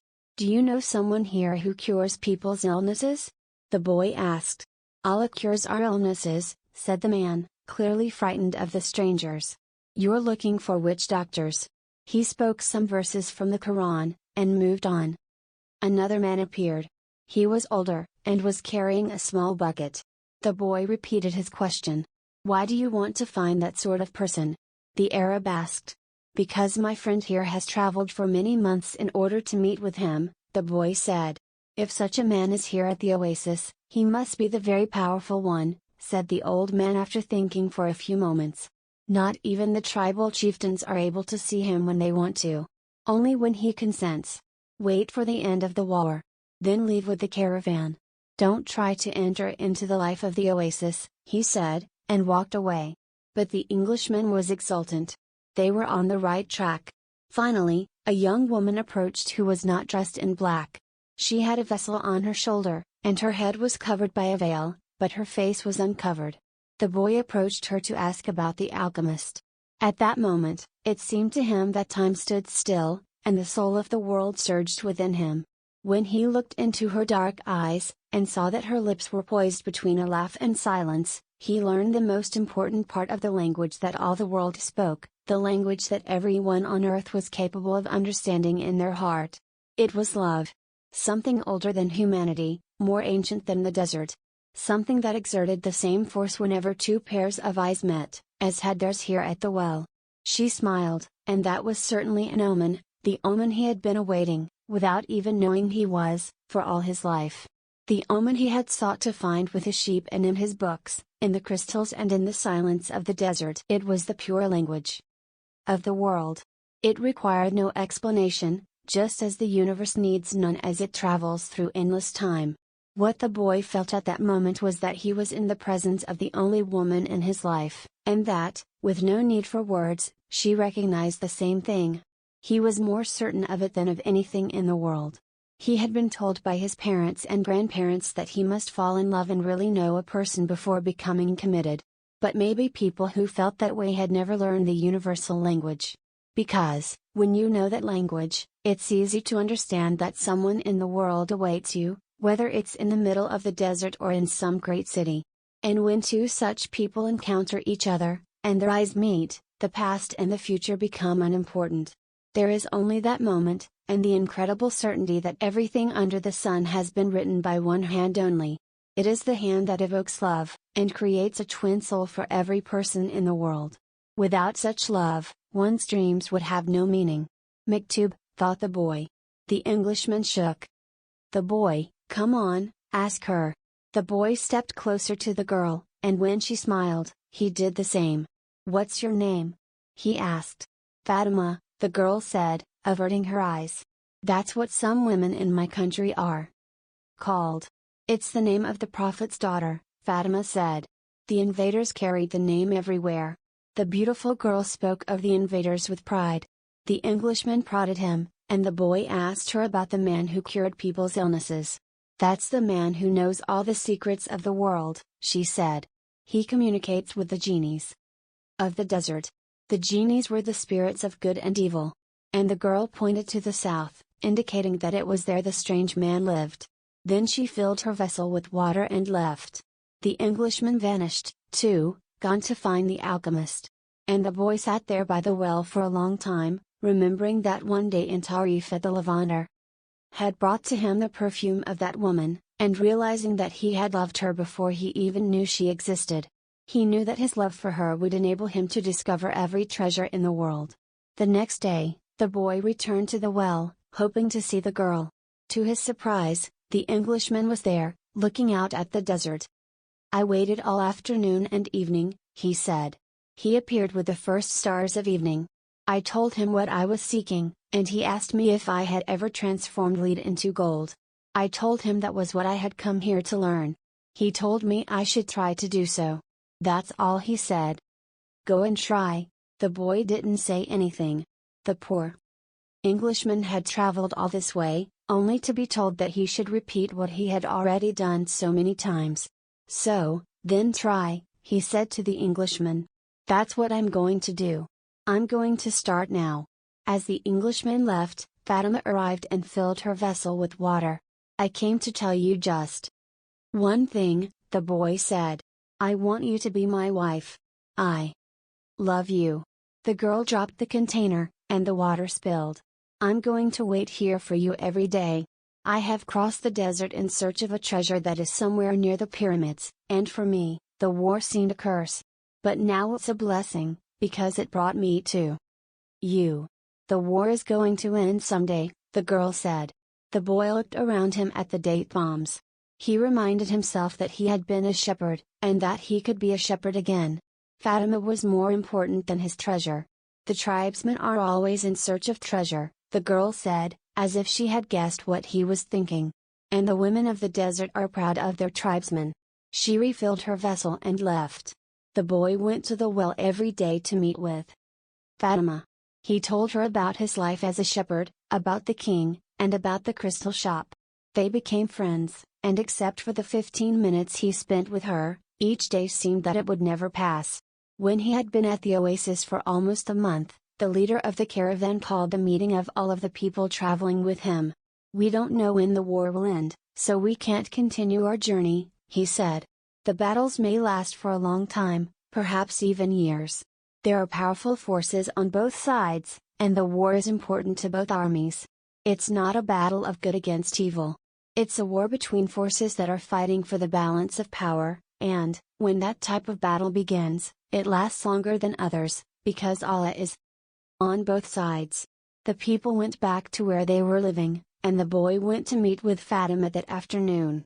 He told her about the morning's meeting. "The day after we met," Fatima said, "you told me that you loved me. Then, you taught me something of the universal language and the soul of the world. Because of that, I have become a part of you." The boy listened to the sound of her voice, and thought it to be more beautiful than the sound of the wind in the date palms. "I have been waiting for you here at this oasis for a long time. I have forgotten about my past, about my traditions, and the way in which men of the desert expect women to behave. Ever since I was a child, I have dreamed that the desert would bring me a wonderful present. Now, my present has arrived, and it's you." The boy wanted to take her hand. But Fatima's hands held to the handles of her jug. "You have told me about your dreams, about the old king and your treasure. And you've told me about omens. So now, I fear nothing, because it was those omens that brought you to me. And I am a part of your dream, a part of your personal legend, as you call it. That's why I want you to continue toward your goal. If you have to wait until the war is over, then wait. But if you have to go before then, go on in pursuit of your dream. The dunes are changed by the wind, but the desert never changes. That's the way it will be with our love for each other. Maktub," she said. "If I am really a part of your dream, you'll come back one day." The boy was sad as he left her that day. He thought of all the married shepherds he had known. They had a difficult time convincing their wives that they had to go off into distant fields. Love required them to stay with the people they loved. He told Fatima that, at their next meeting, "The desert takes our men from us, and they don't always return," she said. "We know that, and we are used to it. Those who don't return become a part of the clouds, a part of the animals that hide in the ravines and of the water that comes from the earth. They become a part of everything, they become the soul of the world. Some do come back. And then the other women are happy because they believe that their men may one day return, as well. I used to look at those women and envy them their happiness. Now, I too will be one of the women who wait. I'm a desert woman, and I'm proud of that. I want my husband to wander as free as the wind that shapes the dunes. And, if I have to, I will accept the fact that he has become a part of the clouds, and the animals, and the water of the desert." The boy went to look for the Englishman. He wanted to tell him about Fatima. He was surprised when he saw that the Englishman had built himself a furnace outside his tent. It was a strange furnace, fueled by firewood, with a transparent flask heating on top. As the Englishman stared out at the desert, his eyes seemed brighter than they had when he was reading his books. "This is the first phase of the job," he said. "I have to separate out the sulfur. To do that successfully, I must have no fear of failure. It was my fear of failure that first kept me from attempting the master work. Now, I'm beginning what I could have started 10 years ago. But I'm happy at least that I didn't wait 20 years. He continued to feed the fire, and the boy stayed on until the desert turned pink in the setting sun. He felt the urge to go out into the desert, to see if its silence held the answers to his questions. He wandered for a while, keeping the date palms of the oasis within sight. He listened to the wind, and felt the stones beneath his feet. Here and there, he found a shell, and realized that the desert, in remote times, had been a sea. He sat on a stone, and allowed himself to become hypnotized by the horizon. He tried to deal with the concept of love as distinct from possession, and couldn't separate them. But Fatima was a woman of the desert, and, if anything could help him to understand, it was the desert. As he sat there thinking, he sensed movement above him. Looking up, he saw a pair of hawks flying high in the sky. He watched the hawks as they drifted on the wind. Although their flight appeared to have no pattern, it made a certain kind of sense to the boy. It was just that he couldn't grasp what it meant. He followed the movement of the birds, trying to read something into it. Maybe these desert birds could explain to him the meaning of love without ownership. He felt sleepy. In his heart, he wanted to remain awake, but he also wanted to sleep. I am learning the language of the world, and everything in the world is beginning to make sense to me, even the flight of the hawks, he said to himself. And, in that mood, he was grateful to be in love. When you are in love, things make even more sense, he thought. Suddenly, one of the hawks made a flashing dive through the sky, attacking the other. As it did so, a sudden, fleeting image came to the boy, an army, with its swords at the ready, riding into the oasis. The vision vanished immediately, but it had shaken him. He had heard people speak of mirages, and had already seen some himself. They were desires that, because of their intensity, materialized over the sands of the desert. But he certainly didn't desire that an army invade the oasis. He wanted to forget about the vision, and return to his meditation. He tried again to concentrate on the pink shades of the desert, and its stones. But there was something there in his heart that wouldn't allow him to do so. Always heed the omens, the old king had said.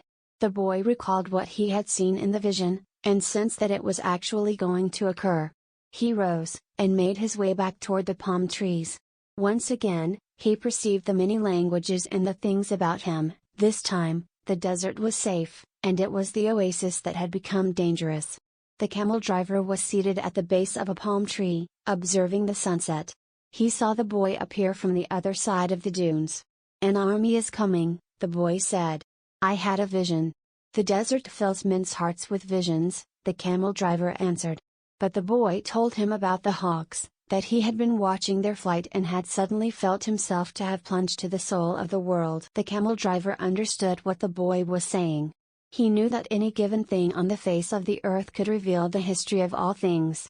One could open a book to any page, or look at a person's hand, one could turn a card, or watch the flight of the birds. Whatever the thing observed, one could find a connection with his experience of the moment. Actually, it wasn't that those things, in themselves, revealed anything at all. It was just that people, looking at what was occurring around them, could find a means of penetration to the soul of the world. The desert was full of men who earned their living based on the ease with which they could penetrate to the soul of the world. They were known as seers, and they were held in fear by women and the elderly. Tribesmen were also wary of consulting them, because it would be impossible to be effective in battle if one knew that he was fated to die. The tribesmen preferred the taste of battle, and the thrill of not knowing what the outcome would be. The future was already written by Allah, and what He had written was always for the good of man. So the tribesmen lived only for the present, because the present was full of surprises, and they had to be aware of many things. Where was the enemy's sword? Where was his horse? What kind of blow should one deliver next in order to remain alive? The camel driver was not a fighter, and he had consulted with seers. Many of them had been right about what they said, while some had been wrong. Then, one day, the oldest seer he had ever sought out, and the one most to be feared, had asked why the camel driver was so interested in the future. "Well, so I can do things," he had responded. "And so I can change those things that I don't want to happen." "But then they wouldn't be a part of your future," the seer had said. "Well, maybe I just want to know the future so I can prepare myself for what's coming. If good things are coming, they will be a pleasant surprise," said the seer. "If bad things are, and you know in advance, you will suffer greatly before they even occur. I want to know about the future because I'm a man," the camel driver had said to the seer. And men always live their lives based on the future. The seer was a specialist in the casting of twigs. He threw them on the ground, and made interpretations based on how they fell.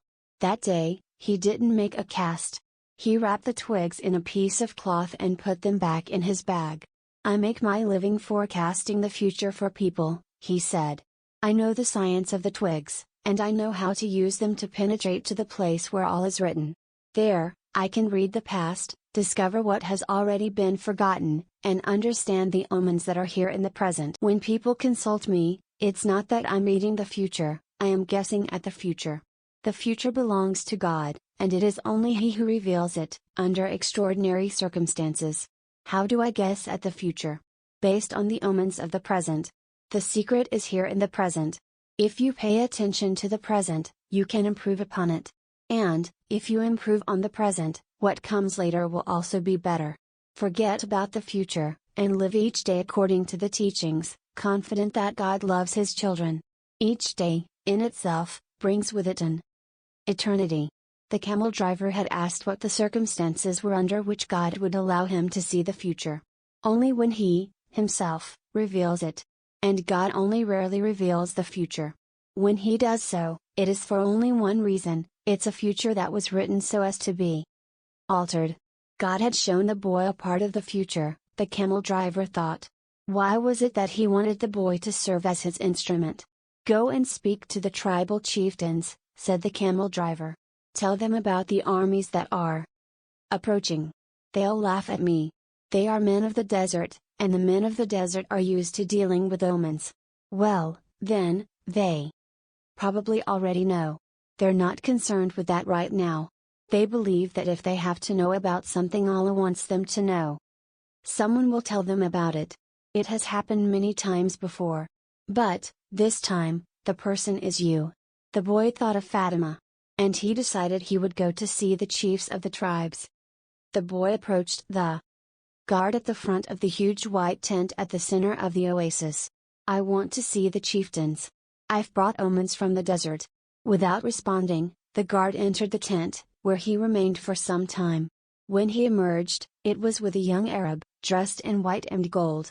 The boy told the younger man what he had seen, and the man asked him to wait there. He disappeared into the tent. Night fell, and an assortment of fighting men and merchants entered and exited the tent. One by one, the campfires were extinguished, and the oasis fell as quiet as the desert. Only the lights in the great tent remained. During all of this time, the boy thought about Fatima, and he was still unable to understand his last conversation with her. Finally, after hours of waiting, the guard bade the boy enter. The boy was astonished by what he saw inside. Never could he have imagined that, there in the middle of the desert, there existed a tent like this one. The ground was covered with the most beautiful carpets he had ever walked upon, and from the top of the structure hung lamps of hand-wrought gold, each with a lighted candle. The tribal chieftains were seated at the back of the tent in a semicircle, resting upon richly embroidered silk cushions. Servants came and went with silver trays laden with spices and tea. Other servants maintained the fires in the hookahs. The atmosphere was suffused with the sweet scent of smoke. There were 8 chieftains, but the boy could see immediately which of them was the most important, an Arab dressed in white and gold, seated at the center of the semicircle. At his side was the young Arab the boy had spoken with earlier. Who is this stranger who speaks of omens? Asked one of the chieftains, eyeing the boy. It is I, the boy answered. And he told what he had seen. Why would the desert reveal such things to a stranger, when it knows that we have been here for generations? Said another of the chieftains. Because my eyes are not yet accustomed to the desert, the boy said. I can see things that eyes habituated to the desert might not see. And also because I know about the soul of the world, he thought to himself. The oasis is neutral ground. No one attacks an oasis, said a third chieftain. I can only tell you what I saw. If you don't want to believe me, you don't have to do anything about it. The men fell into an animated discussion. They spoke in an Arabic dialect that the boy didn't understand, but, when he made to leave, the guard told him to stay. The boy became fearful. The omens told him that something was wrong. He regretted having spoken to the camel driver about what he had seen in the desert. Suddenly, the elder at the center smiled almost imperceptibly, and the boy felt better. The man hadn't participated in the discussion, and, in fact, hadn't said a word up to that point. But the boy was already used to the language of the world, and he could feel the vibrations of peace throughout the tent. Now his intuition was that he had been right in coming. The discussion ended.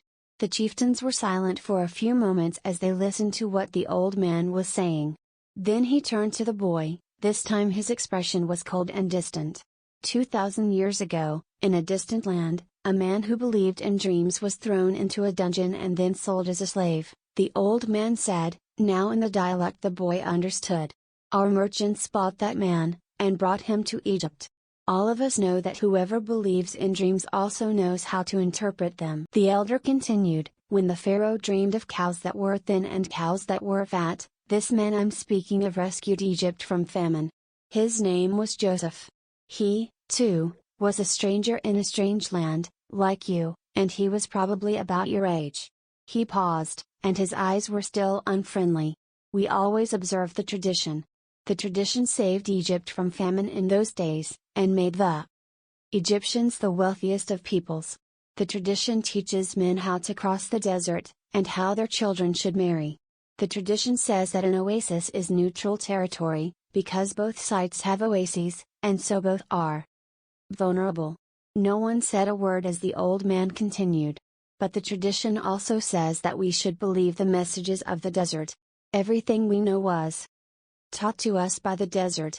The old man gave a signal, and everyone stood. The meeting was over. The hookahs were extinguished, and the guards stood at attention. The boy made ready to leave, but the old man spoke again. Tomorrow, we are going to break the agreement that says that no one at the oasis may carry arms. Throughout the entire day we will be on the lookout for our enemies. When the sun sets, the men will once again surrender their arms to me. For every 10 dead men among our enemies, you will receive a piece of gold. But arms cannot be drawn unless they also go into battle. Arms are as capricious as the desert, and, if they are not used, the next time they might not function. If at least one of them hasn't been used by the end of the day tomorrow, one will be used on you. When the boy left the tent, the oasis was illuminated only by the light of the full moon. He was 20 minutes from his tent, and began to make his way there. He was alarmed by what had happened.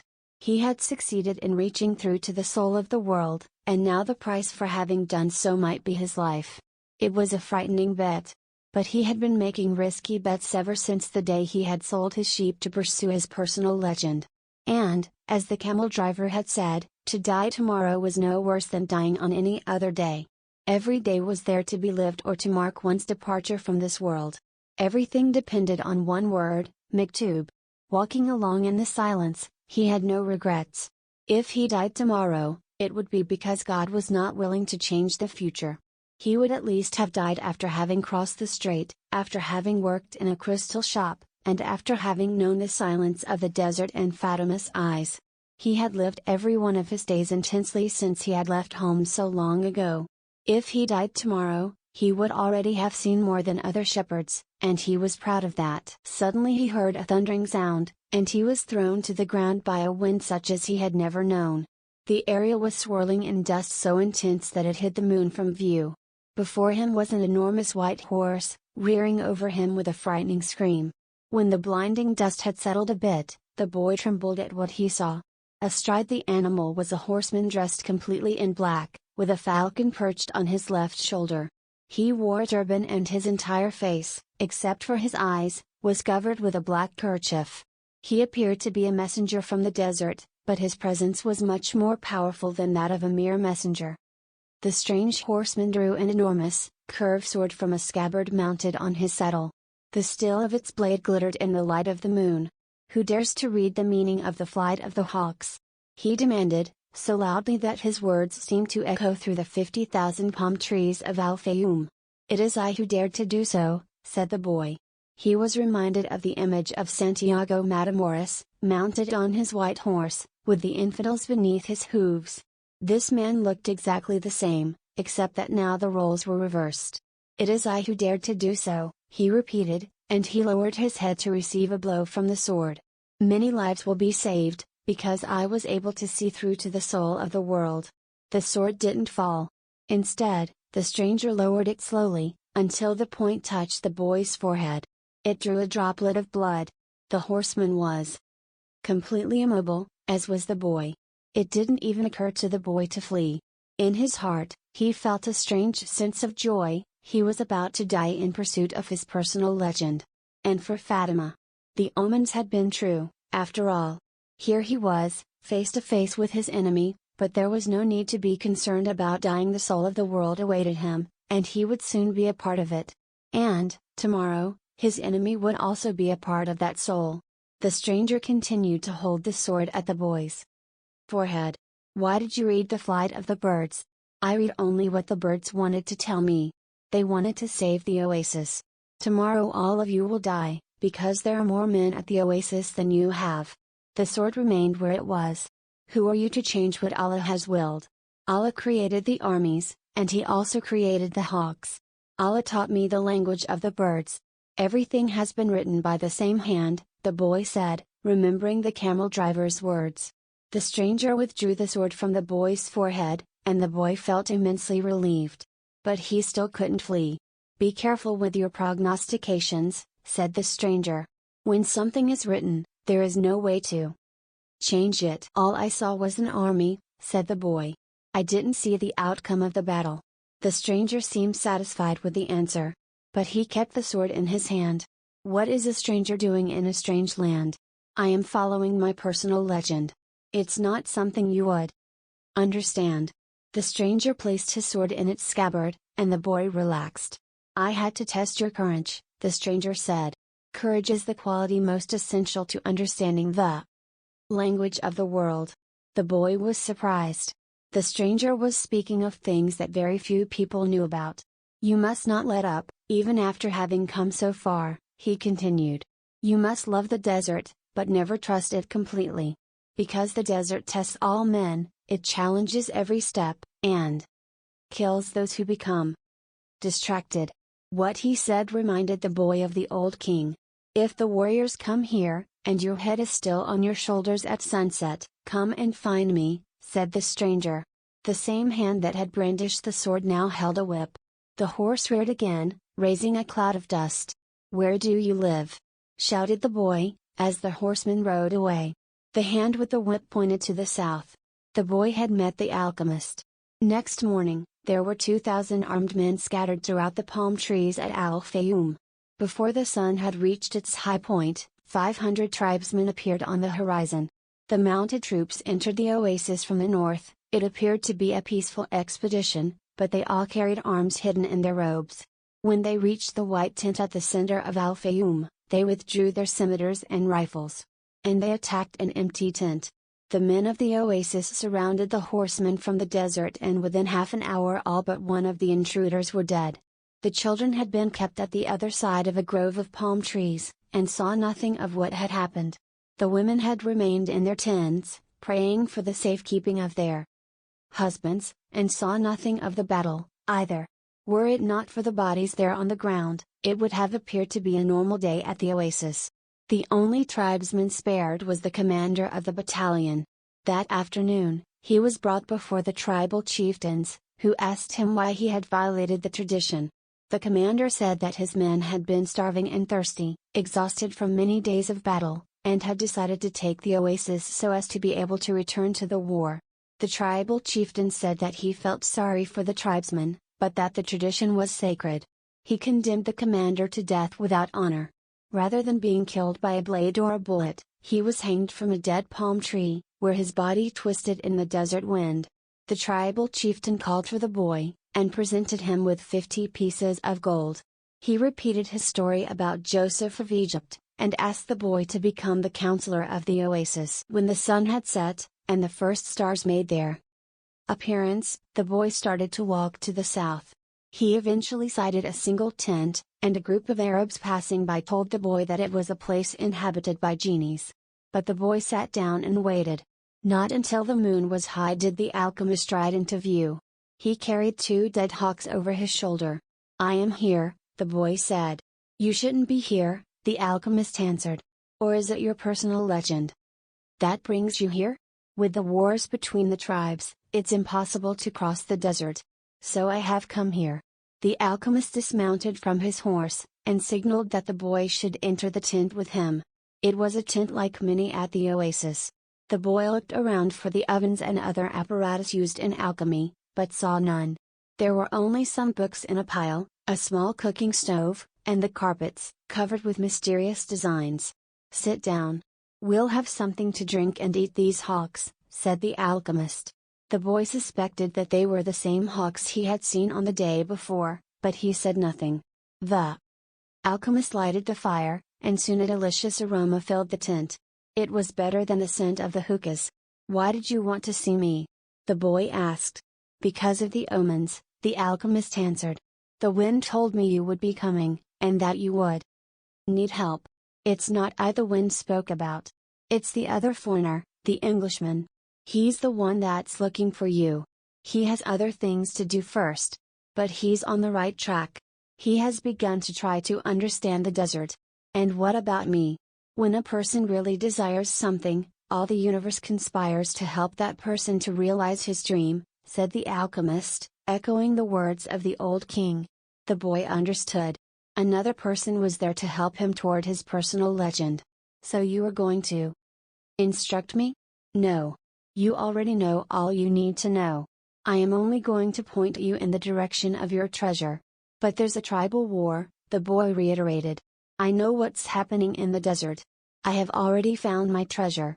I have a camel, I have my money from the crystal shop, and I have 50 gold pieces. In my own country, I would be a rich man. But none of that is from the pyramids, said the alchemist. I also have Fatima. She is a treasure greater than anything else I have won. She wasn't found at the pyramids, either. They ate in silence. The alchemist opened a bottle and poured a red liquid into the boy's cup. It was the most delicious wine he had ever tasted. Isn't wine prohibited here? The boy asked. It's not what enters men's mouths that's evil, said the alchemist. It's what comes out of their mouths. That is, the alchemist was a bit daunting, but, as the boy drank the wine, he relaxed. After they finished eating, they sat outside the tent, under a moon so brilliant that it made the stars pale. Drink and enjoy yourself, said the alchemist, noticing that the boy was feeling happier. Rest well tonight, as if you were a warrior preparing for combat. Remember that wherever your heart is, there you will find your treasure. You've got to find the treasure, so that everything you have learned along the way can make sense. Tomorrow, sell your camel and buy a horse. Camels are traitorous, they walk thousands of paces and never seem to tire. Then suddenly, they kneel and die. But horses tire bit by bit. You always know how much you can ask of them, and when it is that they are about to die. The following night, the boy appeared at the alchemist's tent with a horse. The alchemist was ready, and he mounted his own steed and placed the falcon on his left shoulder. He said to the boy, "Show me where there is life out in the desert. Only those who can see such signs of life are able to find treasure." They began to ride out over the sands, with the moon lighting their way. I don't know if I'll be able to find life in the desert, the boy thought. I don't know the desert that well yet. He wanted to say so to the alchemist, but he was afraid of the man. They reached the rocky place where the boy had seen the hawks in the sky, but now there was only silence and the wind. I don't know how to find life in the desert, the boy said. I know that there is life here, but I don't know where to look. Life attracts life, the alchemist answered. And then the boy understood. He loosened the reins on his horse, who galloped forward over the rocks and sand. The alchemist followed as the boy's horse ran for almost half an hour. They could no longer see the palms of the oasis, only the gigantic moon above them, and its silver reflections from the stones of the desert. Suddenly, for no apparent reason, the boy's horse began to slow. There's life here, the boy said to the alchemist. I don't know the language of the desert, but my horse knows the language of life. They dismounted, and the alchemist said nothing. Advancing slowly, they searched among the stones. The alchemist stopped abruptly, and bent to the ground. There was a hole there among the stones. The alchemist put his hand into the hole, and then his entire arm, up to his shoulder. Something was moving there, and the alchemist's eyes, the boy could see only his eyes, squinted with his effort. His arm seemed to be battling with whatever was in the hole. Then, with a motion that startled the boy, he withdrew his arm and leapt to his feet. In his hand, he grasped a snake by the tail. The boy leapt as well, but away from the alchemist. The snake fought frantically, making hissing sounds that shattered the silence of the desert. It was a cobra, whose venom could kill a person in minutes. Watch out for his venom, the boy said. But even though the alchemist had put his hand in the hole, and had surely already been bitten, his expression was calm. The alchemist is 200 years old, the Englishman had told him. He must know how to deal with the snakes of the desert. The boy watched as his companion went to his horse and withdrew a scimitar. With its blade, he drew a circle in the sand, and then he placed the snake within it. The serpent relaxed immediately. Not to worry, said the alchemist. He won't leave the circle. You found life in the desert, the omen that I needed. Why was that so important? Because the pyramids are surrounded by the desert. The boy didn't want to talk about the pyramids. His heart was heavy, and he had been melancholy since the previous night. To continue his search for the treasure meant that he had to abandon Fatima. I'm going to guide you across the desert, the alchemist said. I want to stay at the oasis, the boy answered. I've found Fatima, and, as far as I'm concerned, she's worth more than treasure. Fatima is a woman of the desert, said the alchemist. She knows that men have to go away in order to return. And she already has her treasure, it's you. Now she expects that you will find what it is you're looking for. Well, what if I decide to stay? Let me tell you what will happen. You will be the counselor of the oasis. You have enough gold to buy many sheep and many camels. You'll marry Fatima, and you'll both be happy for a year. You'll learn to love the desert, and you'll get to know every one of the 50,000 palms. You'll watch them as they grow, demonstrating how the world is always changing. And you'll get better and better at understanding omens, because the desert is the best teacher there is. Sometime during the second year, you'll remember about the treasure. The omens will begin insistently to speak of it, and you will try to ignore them. You'll use your knowledge for the welfare of the oasis and its inhabitants. The tribal chieftains will appreciate what you do. And your camels will bring you wealth and power. During the third year, the omens will continue to speak of your treasure and your personal legend. You'll walk around, night after night, at the oasis, and Fatima will be unhappy because she'll feel it was she who interrupted your quest. But you will love her, and she'll return your love. You'll remember that she never asked you to stay, because a woman of the desert knows that she must await her man. So you won't blame her. But many times you'll walk the sands of the desert, thinking that maybe you could have left, that you could have trusted more in your love for Fatima. Because what kept you at the oasis was your own fear that you might never come back. At that point, the omens will tell you that your treasure is buried forever. Then, sometime during the fourth year, the omens will abandon you, because you've stopped listening to them. The tribal chieftains will see that, and you'll be dismissed from your position as counselor. But, by then, you'll be a rich merchant, with many camels and a great deal of merchandise. You'll spend the rest of your days knowing that you didn't pursue your personal legend, and that now it's too late. You must understand that love never keeps a man from pursuing his personal legend. If he abandons that pursuit, it's because it wasn't true love, the love that speaks the language of the world. The alchemist erased the circle in the sand, and the snake slithered away among the rocks.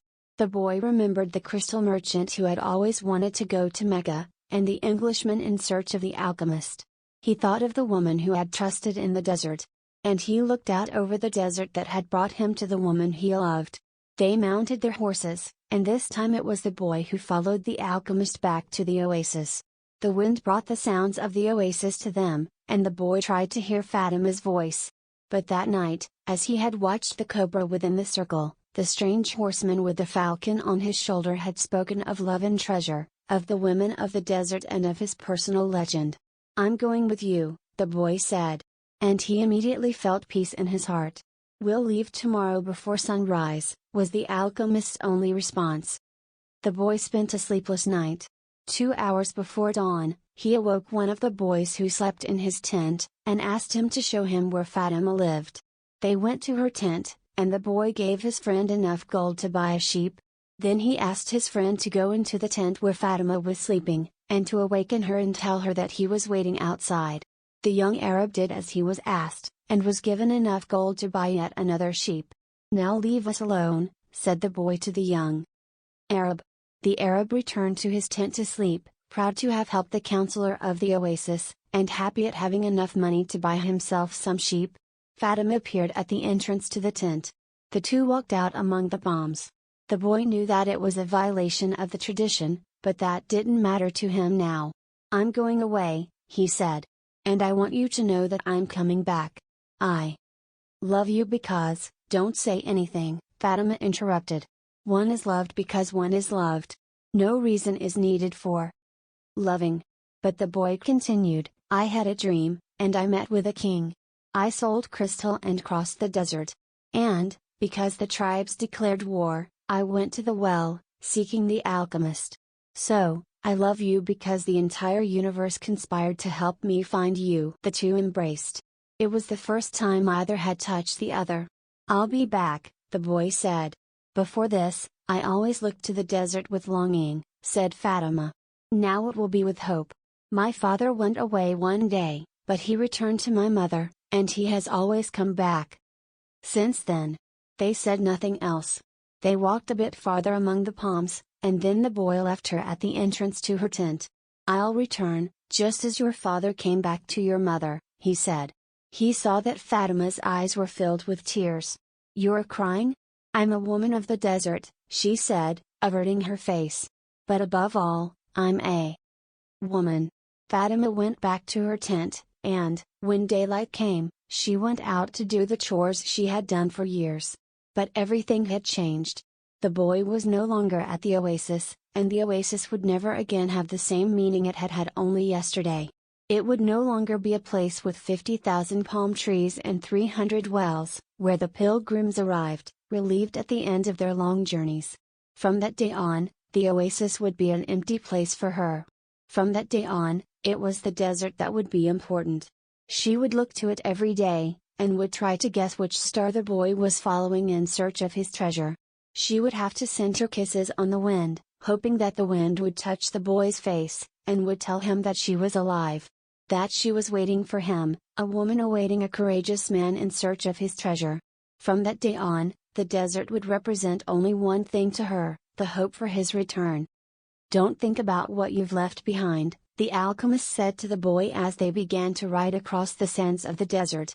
"Everything is written in the soul of the world, and there it will stay forever." "Men dream more about coming home than about leaving," the boy said. He was already reaccustomed to the desert's silence. If what one finds is made of pure matter, it will never spoil. And one can always come back. If what you had found was only a moment of light, like the explosion of a star, you would find nothing on your return. The man was speaking the language of alchemy. But the boy knew that he was referring to Fatima. It was difficult not to think about what he had left behind. The desert, with its endless monotony, put him to dreaming. The boy could still see the palm trees, the wells, and the face of the woman he loved. He could see the Englishman at his experiments, and the camel driver who was a teacher without realizing it. Maybe the alchemist has never been in love, the boy thought. The alchemist rode in front, with the falcon on his shoulder. The bird knew the language of the desert well, and whenever they stopped, he flew off in search of game.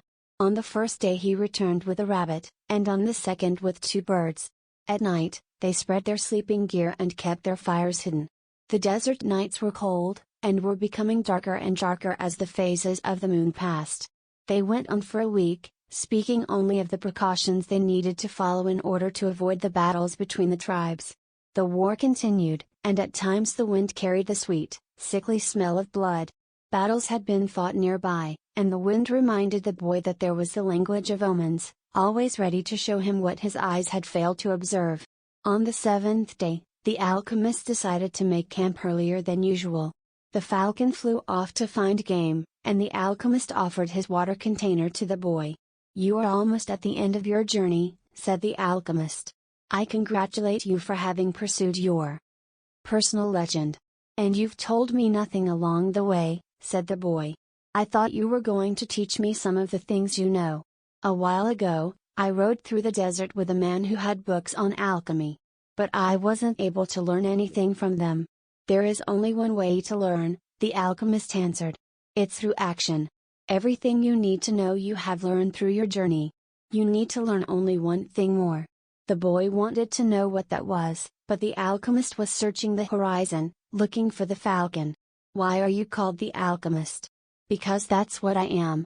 "And what went wrong when other alchemists tried to make gold and were unable to do so?"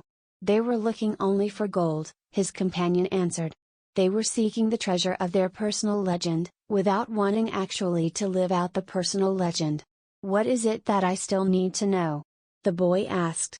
But the alchemist continued to look to the horizon.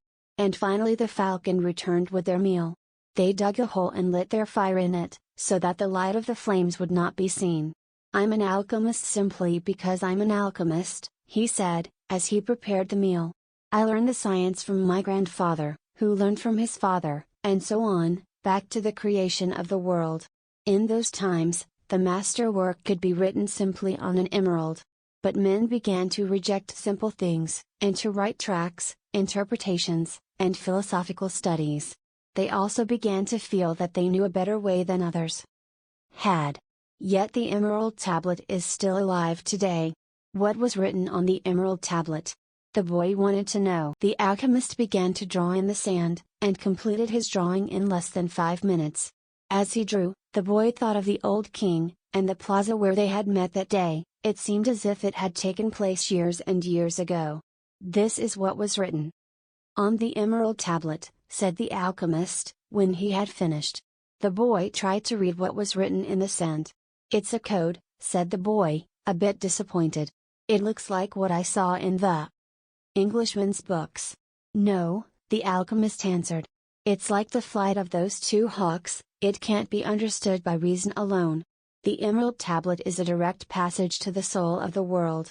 The wise men understood that this natural world is only an image and a copy of paradise.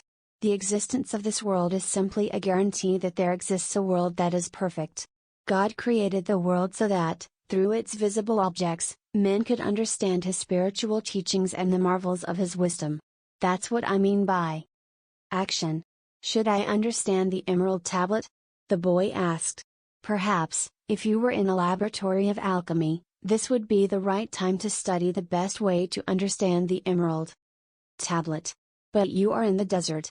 So immerse yourself in it. The desert will give you an understanding of the world. In fact, anything on the face of the earth will do that. You don't even have to understand the desert, all you have to do is contemplate a simple grain of sand, and you will see in it all the marvels of creation. How do I immerse myself in the desert? Listen to your heart. It knows all things, because it came from the soul of the world, and it will one day return there. They crossed the desert for another 2 days in silence. The alchemist had become much more cautious, because they were approaching the area where the most violent battles were being waged. As they moved along, the boy tried to listen to his heart. It was not easy to do. In earlier times, his heart had always been ready to tell its story, but lately that wasn't true. There had been times when his heart spent hours telling of its sadness, and at other times it became so emotional over the desert sunrise that the boy had to hide his tears.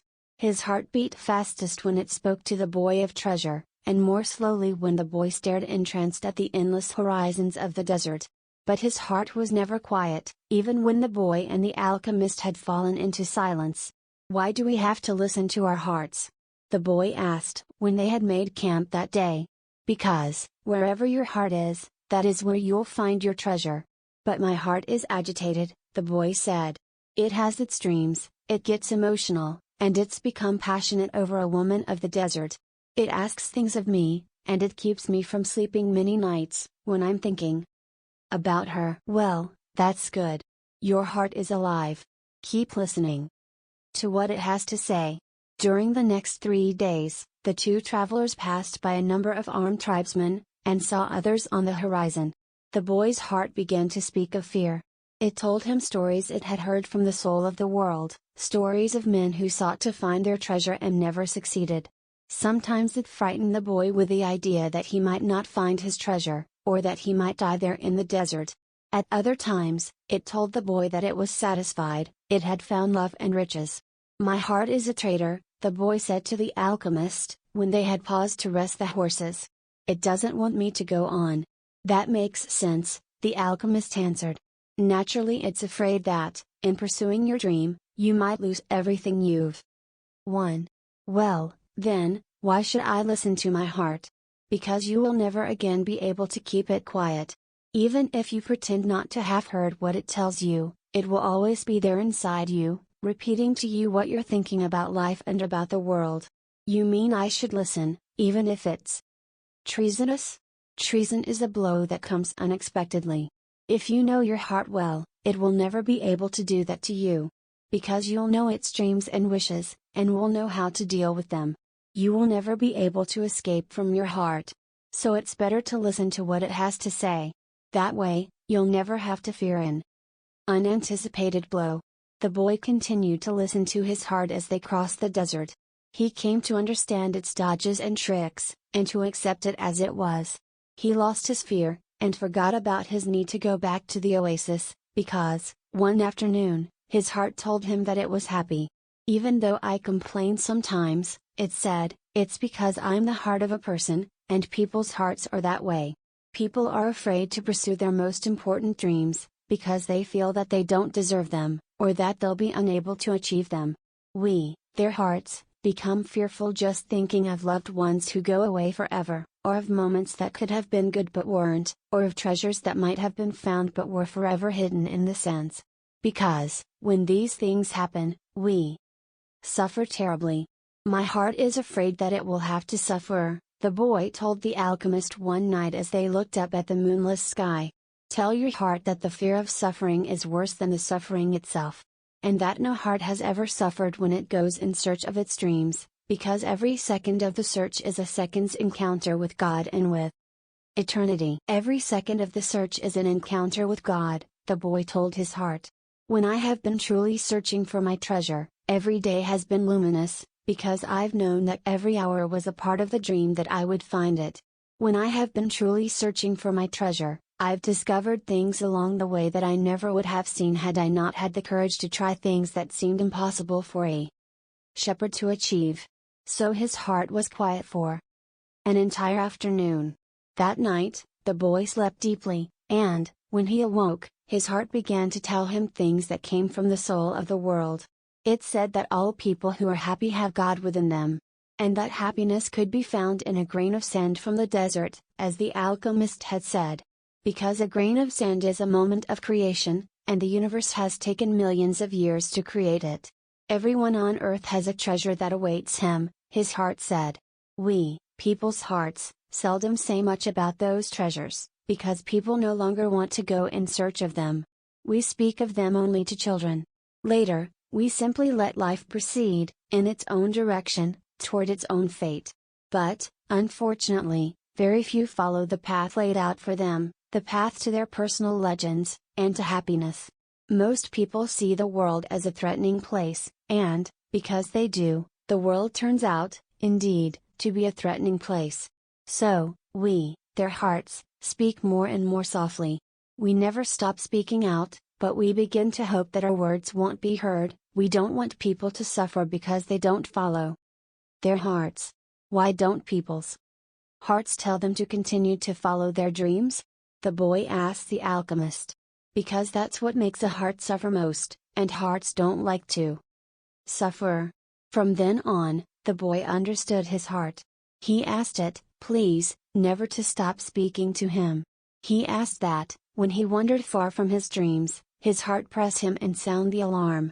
The boy swore that, every time he heard the alarm, he would heed its message.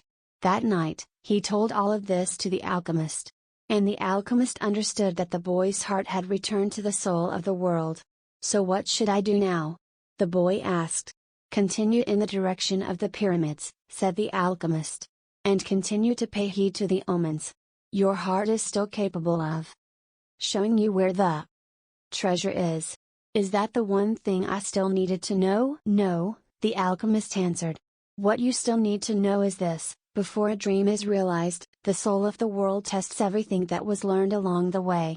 It does this not because it is evil, but so that we can, in addition to realizing our dreams, master the lessons we've learned as we've moved toward that dream. That's the point at which most people give up.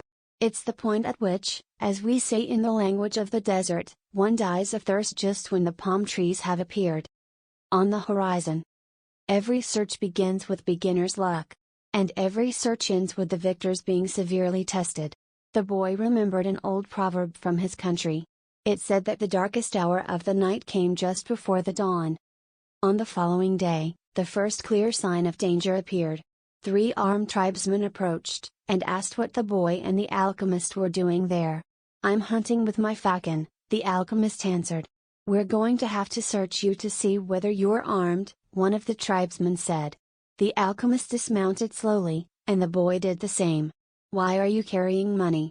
Asked the tribesman, when he had searched the boy's bag. I need it to get to the pyramids, he said.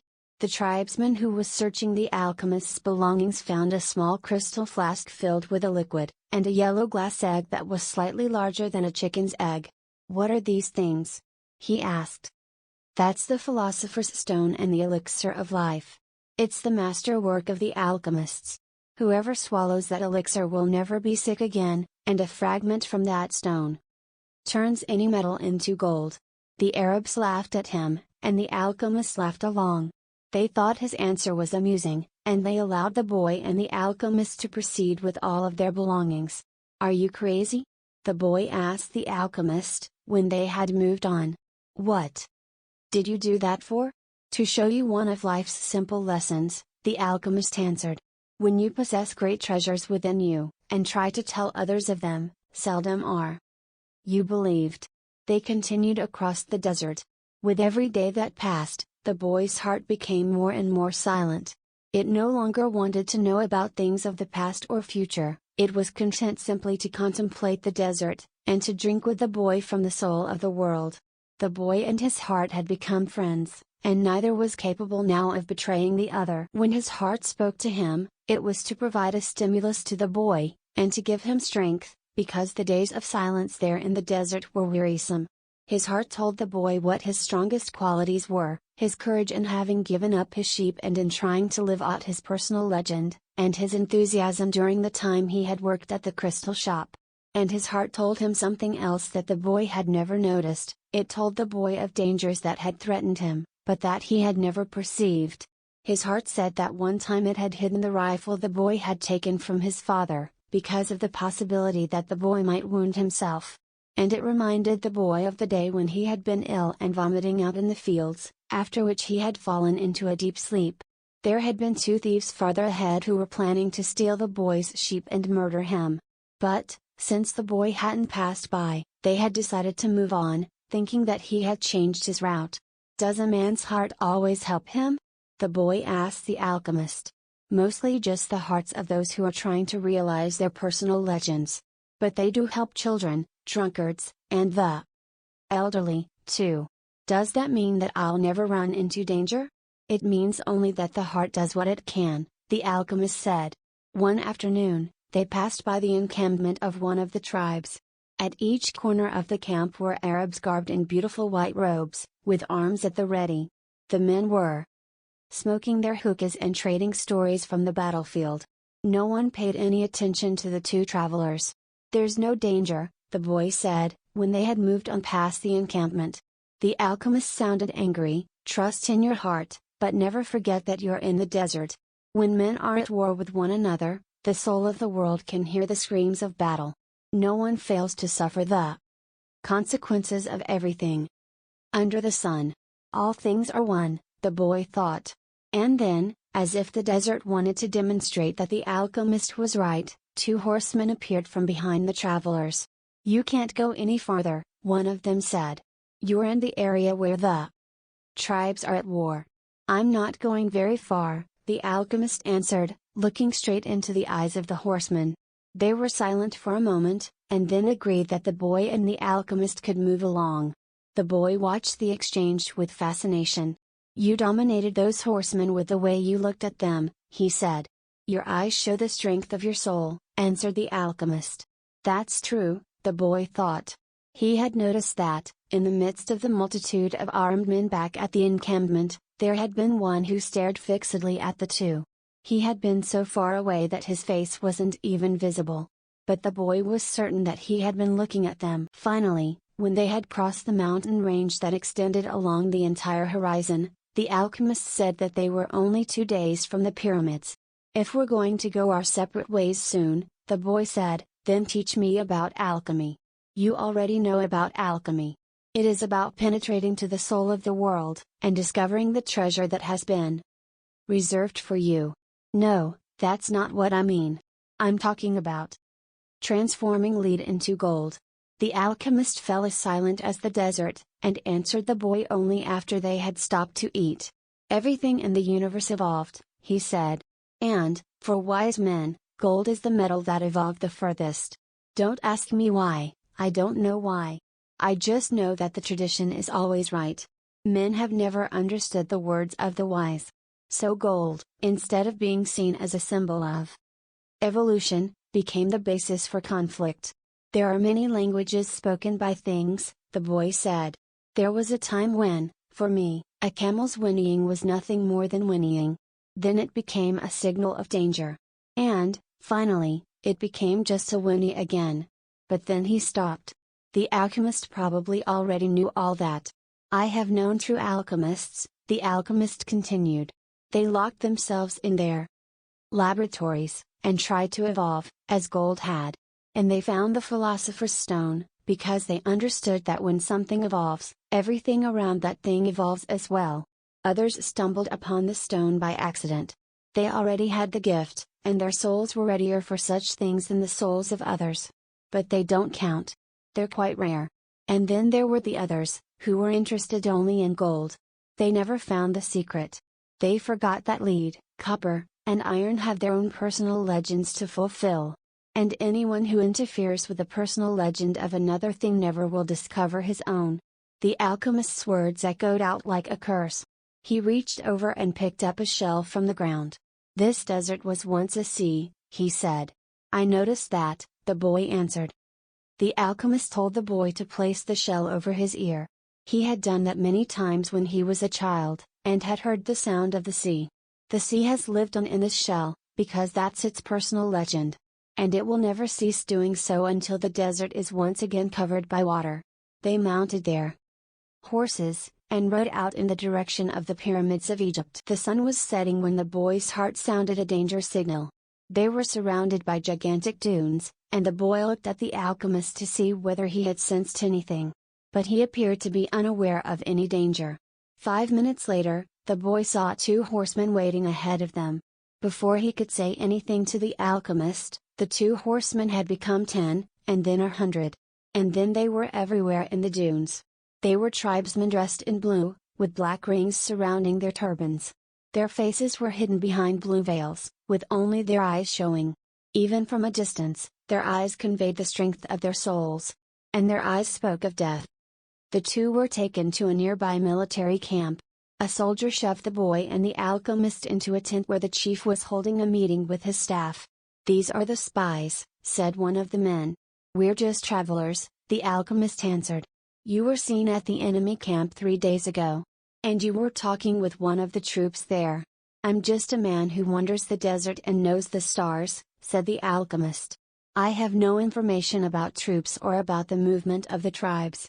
I was simply acting as a guide for my friend here. Who is your friend? The chief asked. An alchemist, said the alchemist. He understands the forces of nature. And he wants to show you his extraordinary powers. The boy listened quietly and fearfully. What is a foreigner doing here? Asked another of the men. He has brought money to give to your tribe, said the alchemist, before the boy could say a word. And seizing the boy's bag, the alchemist gave the gold coins to the chief. The Arab accepted them without a word. There was enough there to buy a lot of weapons. What is an alchemist? He asked, finally. It's a man who understands nature and the world. If he wanted to, he could destroy this camp just with the force of the wind. The men laughed. They were used to the ravages of war, and knew that the wind could not deliver them a fatal blow. Yet each felt his heart beat a bit faster. They were men of the desert, and they were fearful of sorcerers. I want to see him do it, said the chief. He needs 3 days, answered the alchemist. He is going to transform himself into the wind, just to demonstrate his powers. If he can't do so, we humbly offer you our lives, for the honor of your tribe. You can't offer me something that is already mine, the chief said, arrogantly. But he granted the travelers 3 days. The boy was shaking with fear, but the alchemist helped him out of the tent. Don't let them see that you're afraid, the alchemist said. They are brave men, and they despise cowards. But the boy couldn't even speak. He was able to do so only after they had walked through the center of the camp. There was no need to imprison them, the Arabs simply confiscated their horses. So, once again, the world had demonstrated its many languages. The desert only moments ago had been endless and free, and now it was an impenetrable wall. You gave them everything I had. The boy said. Everything I've saved in my entire life. Well, what good would it be to you if you had to die? The alchemist answered. Your money saved us for 3 days. It's not often that money saves a person's life. But the boy was too frightened to listen to words of wisdom. He had no idea how he was going to transform himself into the wind. He wasn't an alchemist. The alchemist asked one of the soldiers for some tea, and poured some on the boy's wrists. A wave of relief washed over him, and the alchemist muttered some words that the boy didn't understand. "Don't give in to your fears," said the alchemist, in a strangely gentle voice. "If you do, you won't be able to talk to your heart. But I have no idea how to turn myself into the wind." If a person is living out his personal legend, he knows everything he needs to know. There is only one thing that makes a dream impossible to achieve: the fear of failure. I'm not afraid of failing. It's just that I don't know how to turn myself into the wind. Well, you'll have to learn, your life depends on it. But what if I can't? Then you'll die in the midst of trying to realize your personal legend. That's a lot better than dying like millions of other people, who never even knew what their personal legends were. But don't worry, the alchemist continued.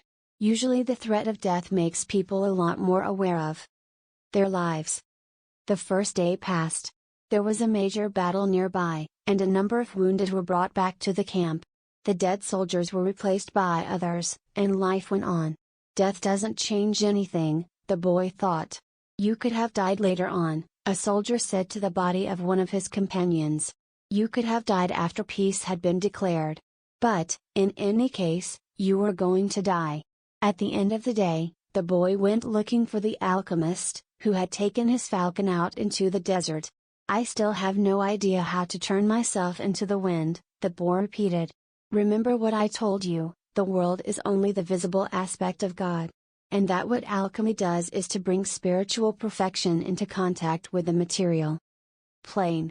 "What are you doing?" "Feeding my falcon. If I'm not able to turn myself into the wind, we're going to die," the boy said.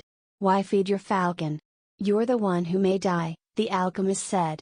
"I already know how to turn myself into the wind." On the second day, the boy climbed to the top of a cliff near the camp. The sentinels allowed him to go. They had already heard about the sorcerer who could turn himself into the wind, and they didn't want to go near him. In any case, the desert was impassable. He spent the entire afternoon of the second day looking out over the desert, and listening to his heart. The boy knew the desert sensed his fear. They both spoke the same language. On the third day, the chief met with his officers. He called the alchemist to the meeting and said, "Let's go see the boy who turns himself into the wind." "Let's," the alchemist answered. The boy took them to the cliff where he had been on the previous day. He told them all to be seated. "It's going to take a while," the boy said.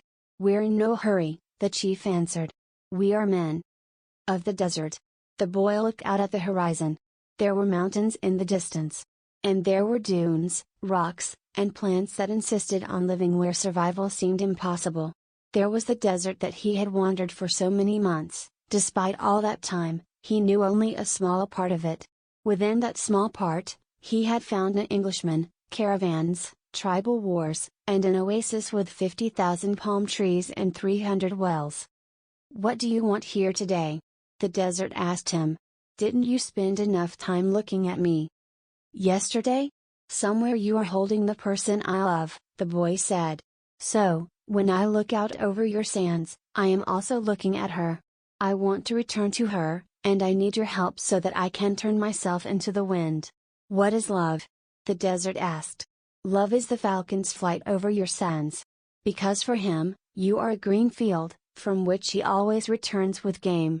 He knows your rocks, your dunes, and your mountains, and you are generous to him." "The falcon's beak carries bits of me, myself," the desert said. "For years, I care for his game, feeding it with the little water that I have, and then I show him where the game is. And, one day, as I enjoy the fact that his game thrives on my surface, the falcon dives out of the sky, and takes away what I've created." "But that's why you created the game in the first place," the boy answered. "To nourish the falcon. And the falcon then nourishes man. And, eventually, man will nourish your sands, where the game will once again flourish. That's how the world goes." "So is that what love is?"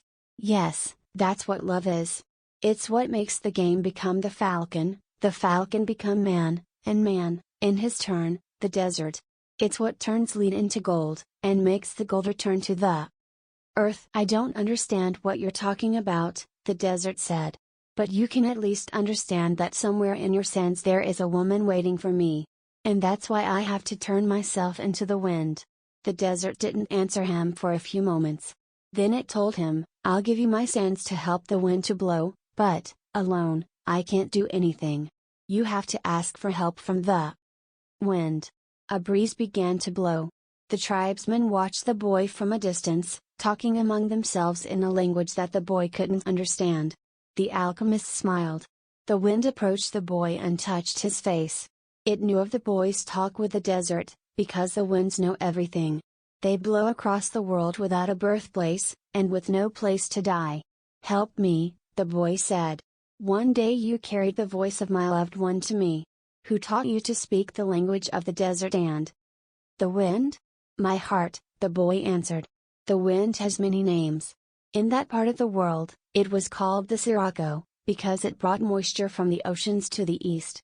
In the distant land the boy came from, they called it the Levanter, because they believed that it brought with it the sands of the desert, and the screams of the Moorish wars. Perhaps, in the places beyond the pastures where his sheep lived, men thought that the wind came from Andalusia. But, actually, the wind came from no place at all, nor did it go to any place. That's why it was stronger than the desert. Someone might one day plant trees in the desert, and even raise sheep there, but never would they harness the wind." "You can't be the wind said. "We're two very different things." "That's not true," the boy said. "I learned the alchemist's secrets in my travels. I have inside me the winds, the deserts, the oceans, the stars, and everything created in the universe. We were all made by the same hand, and we have the same soul. I want to be like you, able to reach every corner of the world, cross the seas, blow away the sands that cover my treasure, and carry the voice of the woman I love." "I heard what you were talking about the other day with the alchemist," the wind said. "He said that everything has its own personal legend. But people can't turn themselves into the wind." "Just teach me to be the wind for a few moments," the boy said. "So you and I can talk about the limitless possibilities of people and the winds." The wind's curiosity was aroused, something that had never happened before. It wanted to talk about those things, but it didn't know how to turn a man into the wind. And look how many things the wind already knew how to do. It created deserts, sank ships, felled entire forests, and blew through cities filled with music and strange noises. It felt that it had no limits, yet here was a boy saying that there were other things the wind should be able to do. "This is what we call love," the boy said, seeing that the wind was close to granting what he requested. "When you are loved, you can do anything in creation. When you are loved, there's no need at all to understand what's happening, because everything happens within you, and even men can turn themselves into the wind. As long as the wind helps, of course." The wind was a proud being, and it was becoming irritated with what the boy was saying. It commenced to blow harder, raising the desert sands. But finally it had to recognize that, even making its way around the world, it didn't know how to turn a man into the wind. And it knew nothing about love. "In my travels around the world, I've often seen people speaking of love and looking toward the heavens," the wind said, furious at having to acknowledge its own limitations. "Maybe it's better to ask heaven." "Well then, help me do that," the boy said.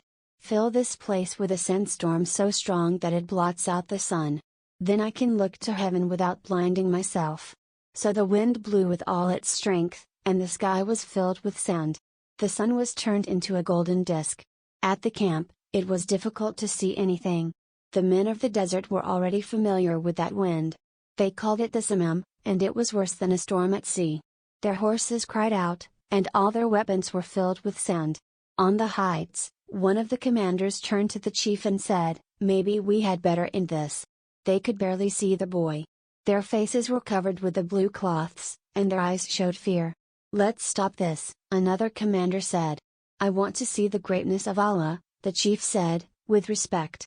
"I want to see how a man turns himself into the wind." But he made a mental note of the names of the two men who had expressed their fear. As soon as the wind stopped, he was going to remove them from their commands, because true men of the desert are not afraid. "The wind told me that you know about love," the boy said to the sun. If you know about love, you must also know about the soul of the world, because it's made of love. From where I am, the sun said, I can see the soul of the world.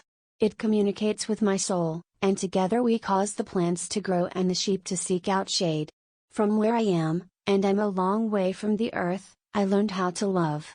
I know that if I came even a little bit closer to the earth, everything there would die, and the soul of the world would no longer exist. So we contemplate each other, and we want each other, and I give it life and warmth, and it gives me my reason for living. So you know about love, the boy said. And I know the soul of the world, because we have talked at great length to each other during this endless trip through the universe. It tells me that its greatest problem is that, up until now, only the minerals and vegetables understand that all things are one. That there's no need for iron to be the same as copper, or copper the same as gold. Each performs its own exact function as a unique being, and everything would be a symphony of peace if the hand that wrote all this had stopped on the fifth day of creation. But there was a sixth day, the sun went on. You are wise, because you observe everything from a distance, the boy said. But you don't know about love. If there hadn't been a sixth day, man would not exist, copper would always be just copper, and lead just lead. It's true that everything has its personal legend, but one day that personal legend will be realized. So each thing has to transform itself into something better, and to acquire a new personal legend, until, someday, the soul of the world becomes one thing only. The sun thought about that, and decided to shine more brightly. The wind, which was enjoying the conversation, started to blow with greater force, so that the sun would not blind the boy. This is why alchemy exists, the boy said. So that everyone will search for his treasure, find it, and then want to be better than he was in his former life. Lead will play its role until the world has no further need for a lead, and then lead will have to turn itself into gold. That's what alchemists do. They show that, when we strive to become better than we are, everything around us becomes better, too. Well, why did you say that I don't know about love? The sun asked the boy. Because it's not love to be static like the desert, nor is it love to roam the world like the wind. And it's not love to see everything from a distance, like you do. Love is the force that transforms and improves the soul of the world. When I first reached through to it, I thought the soul of the world was perfect. But later, I could see that it was like other aspects of creation, and had its own passions and wars. It is we who nourish the soul of the world, and the world we live in will be either better or worse, depending on whether we become better or worse. And that's where the power of love comes in. Because when we love, we always strive to become better than we are. So what do you want of me? The sun asked. I want you to help me turn myself into the wind, the boy answered. Nature knows me as the wisest being in creation, the sun said. But I don't know how to turn you into the wind. Then, whom should I ask? The sun thought for a minute. The wind was listening closely, and wanted to tell every corner of the world that the sun's wisdom had its limitations. That it was unable to deal with this boy who spoke the language of the world. Speak to the hand that wrote all, said the sun. The wind screamed with delight, and blew harder than ever. The tents were being blown from their ties to the earth, and the animals were being freed from their tethers. On the cliff, the men clutched at each other as they sought to keep from being blown away. The boy turned to the hand that wrote all. As he did so, he sensed that the universe had fallen silent, and he decided not to speak. A current of love rushed from his heart, and the boy began to pray. It was a prayer that he had never said before, because it was a prayer without words or pleas. His prayer didn't give thanks for his sheep having found new pastures, it didn't ask that the boy be able to sell more crystal, and it didn't beseech that the woman he had met continue to await his return. In the silence, the boy understood that the desert, the wind, and the sun were also trying to understand the signs written by the hand, and were seeking to follow their paths, and to understand what had been written on a single emerald. He saw that omens were scattered throughout the earth and in space, and that there was no reason or significance attached to their appearance. He could see that not the deserts, nor the winds, nor the sun, nor people knew why they had been created. but that the hand had a reason for all of this, and that only the hand could perform miracles, or transform the sea into a desert, or a man into the wind. Because only the hand understood that it was the larger design that had moved the universe to the point at which 6 days of creation had evolved into a masterwork. The boy reached through to the soul of the world, and saw that it was a part of the soul of God. And he saw that the soul of God was his own soul. And that he, a boy, could perform miracles. The summum blew that day as it had never blown before. For generations thereafter, the Arabs recounted the legend of a boy who had turned himself into the wind, almost destroying a military camp, in defiance of the most powerful chief in the desert. When the summum ceased to blow, everyone looked to the place where the boy had been. But he was no longer there, he was standing next to a sand-covered sentinel, on the far side of the camp. The men were terrified at his sorcery.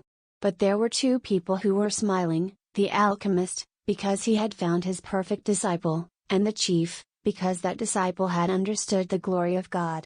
The following day, the general bade the boy and the alchemist farewell, and provided them with an escort party to accompany them as far as they choose. They rode for the entire day. Toward the end of the afternoon, they came upon a Coptic monastery. The alchemist dismounted, and told the escorts they could return to the camp. "From here on, you will be alone," the alchemist said. "You are only 3 hours from the pyramids." "Thank you," said the boy. "You taught me the language of the world. I only invoked what you already knew." The alchemist knocked on the gate of the monastery. A monk dressed in black came to the gates. They spoke for a few minutes in the Coptic tongue, and the alchemist bade the boy enter. "I asked him to let me use the kitchen for a while," the alchemist smiled. They went to the kitchen at the back of the monastery. The alchemist lighted the fire, and the monk brought him some lead, which the alchemist placed in an iron pan. When the lead had become liquid, the alchemist took from his pouch the strange yellow egg. He scraped from it a sliver as thin as a hair, wrapped it in wax, and added it to the pan in which the lead had melted. The mixture took on a reddish color, almost the color of blood. The alchemist removed the pan from the fire, and set it aside to cool. As he did so, he talked with the monk about the tribal wars. "I think they're going to last for a long time," he said to the monk. The monk was irritated. The caravans had been stopped at Giza for some time, waiting for the wars to end. "But God's will be done," the monk said. "Exactly," answered the alchemist. When the pan had cooled, the monk and the boy looked at it, dazzled. The lead had dried into the shape of the pan, but it was no longer lead. It was gold. "Will I learn to do that someday?" the boy asked. "This was my personal legend, not yours," the alchemist answered. "But I wanted to show you that it was possible." They returned to the gates of the monastery. There, the alchemist separated the disc into 4 parts. "This is for you," he said, holding one of the parts out to the monk. "It's for your generosity to the pilgrims." "But this payment goes well beyond my generosity," the monk responded. "Don't say that again. Life might be listening, and give you less the next time." The alchemist turned to the boy. "This is for you. To make up for what you gave to the general." The boy was about to say that it was much more than he had given the general. But he kept quiet, because he had heard what the alchemist said to the monk. "And this is for me," said the alchemist, keeping one of the parts. "Because I have to return to the desert, where there are tribal wars." He took the 4th part and handed it to the monk. "This is for the boy, if he ever needs it." "But I'm going in search of my treasure," the boy said. "I'm very close to it now. And I'm certain you'll find it," the alchemist said. "Then why this?" "Because you have already lost your savings twice. Once to the thief, and once to the general. I'm an old, superstitious Arab, and I believe in our proverbs. There's one that says, everything that happens once can never happen again. But everything that happens twice will surely happen a 3rd time." They mounted their horses. "I want to tell you a story about dreams," said the alchemist. The boy brought his horse closer. "In ancient Rome, at the time of Emperor Tiberius, there lived a good man who had 2 sons. One was in the military, and had been sent to the most distant regions of the empire. The other son was a poet, and delighted all of Rome with his beautiful verses. One night, the father had a dream. An angel appeared to him, and told him that the words of one of his sons would be learned and repeated throughout the world for all generations to come. The father woke from his dream grateful and crying, because life was generous, and had revealed to him something any father would be proud to know. Shortly thereafter, the father died as he tried to save a child who was about to be crushed by the wheels of a chariot.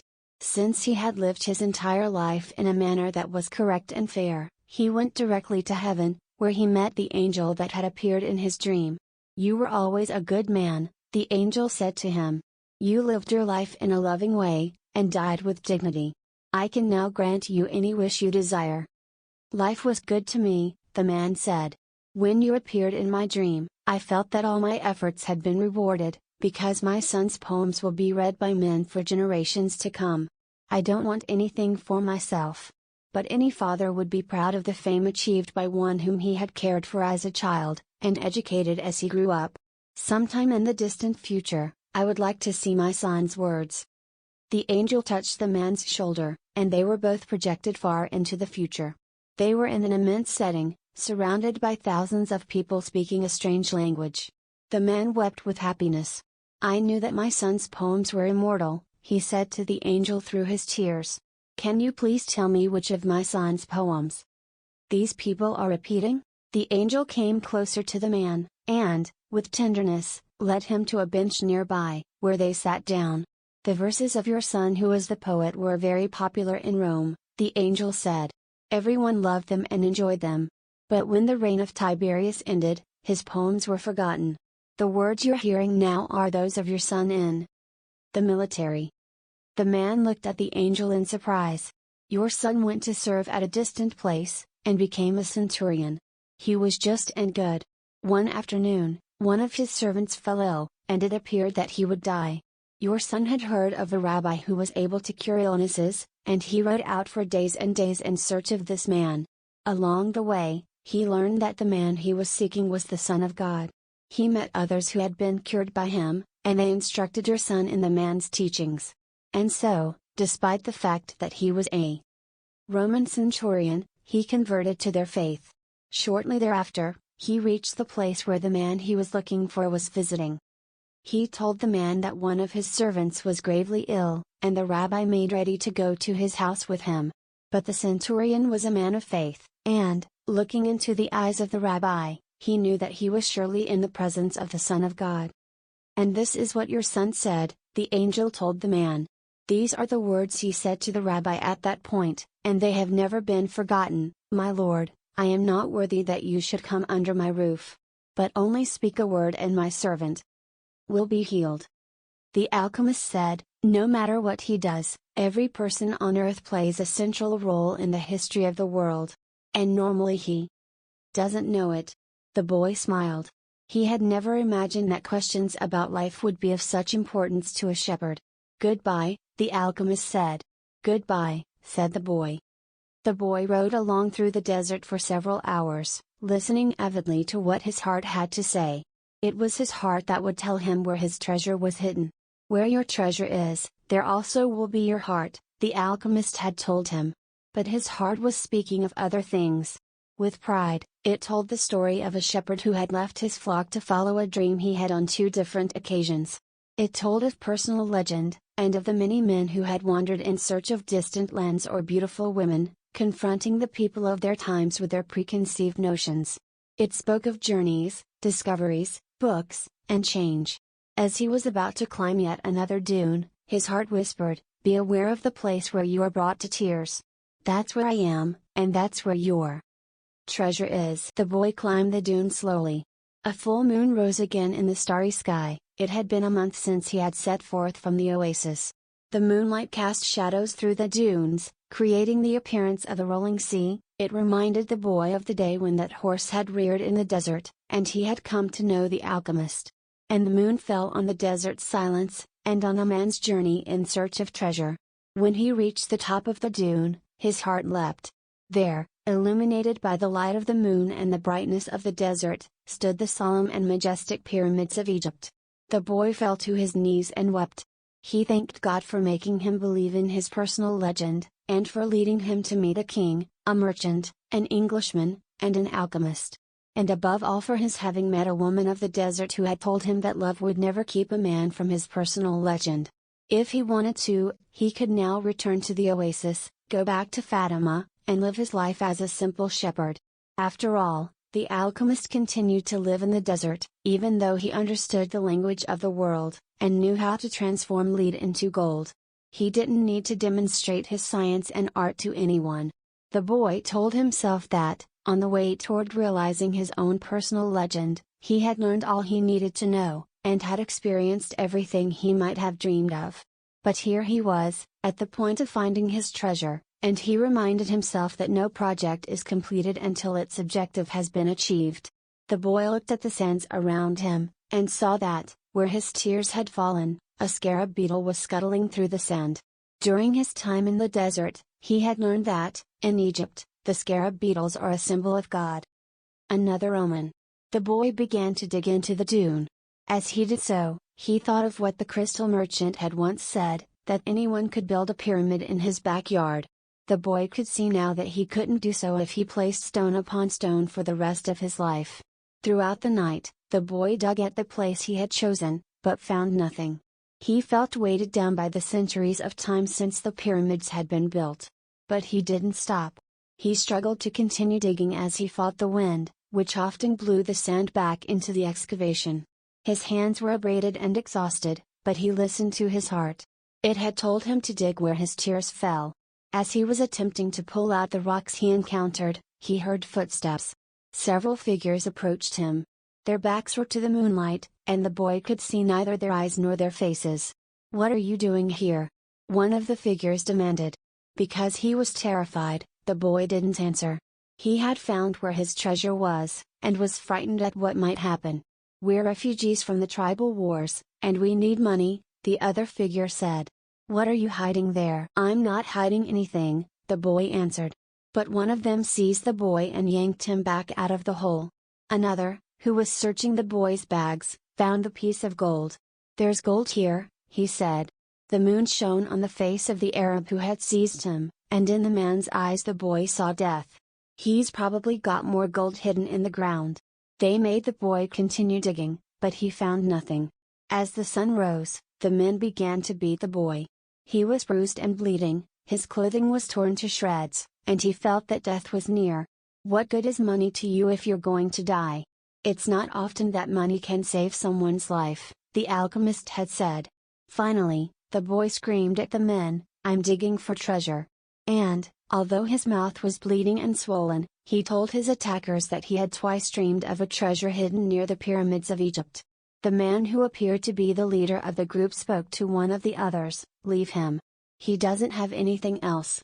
He must have stolen this gold." The boy fell to the sand, nearly unconscious. The leader shook him and said, "We're leaving." But before they left, he came back to the boy and said, "You're not going to die. You'll live, and you'll learn that a man shouldn't be so stupid." 2 years ago, right here on this spot, I had a recurrent dream, too. I dreamed that I should travel to the fields of Spain and look for a ruined church where shepherds and their sheep slept. In my dream, there was a sycamore growing out of the ruins of the sacristy, and I was told that, if I dug at the roots of the sycamore, I would find a hidden treasure. But I'm not so stupid as to cross an entire desert just because of a recurrent dream. And they disappeared.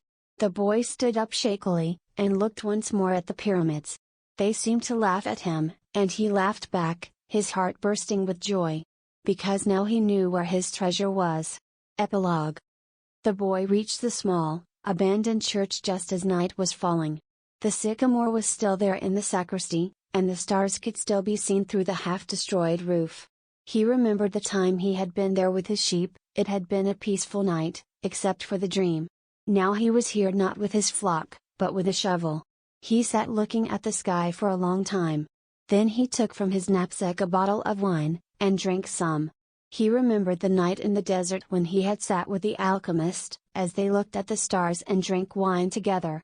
He thought of the many roads he had traveled, and of the strange way God had chosen to show him his treasure. If he hadn't believed in the significance of recurrent dreams, he would not have met the gypsy woman, the king, the thief, or, well, it's a long list. But the path was written in the omens, and there was no way I could go wrong, he said to himself. He fell asleep, and when he awoke the sun was already high. He began to dig at the base of the sycamore. "You old sorcerer," the boy shouted up to the sky. "You knew the whole story. You even left a bit of gold at the monastery so I could get back to this church." The monk laughed when he saw me come back in tatters. "Couldn't you have saved me from that?" "No," he heard a voice on the wind say. "If I had told you, you wouldn't have seen the pyramids. They're beautiful, aren't they?" The boy smiled, and continued digging. Half an hour later, his shovel hit something solid.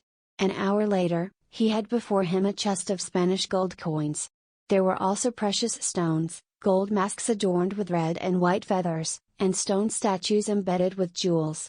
The spoils of a conquest that the country had long ago forgotten, and that some conquistador had failed to tell his children about. The boy took out Urim and Thummim from his bag. He had used the two stones only once, one morning when he was at a marketplace. His life and his path had always provided him with enough omens. He placed Urim and Thummim in the chest. They were also a part of his new treasure, because they were a reminder of the old king, whom he would never see again. It's true, life really is generous to those who pursue their personal legend, the boy thought. Then he remembered that he had to get to Tarifa so he could give 1/10 of his treasure to the gypsy woman, as he had promised. Those gypsies are really smart, he thought. Maybe it was because they moved around so much. The wind began to blow again. It was the Levanter, the wind that came from Africa.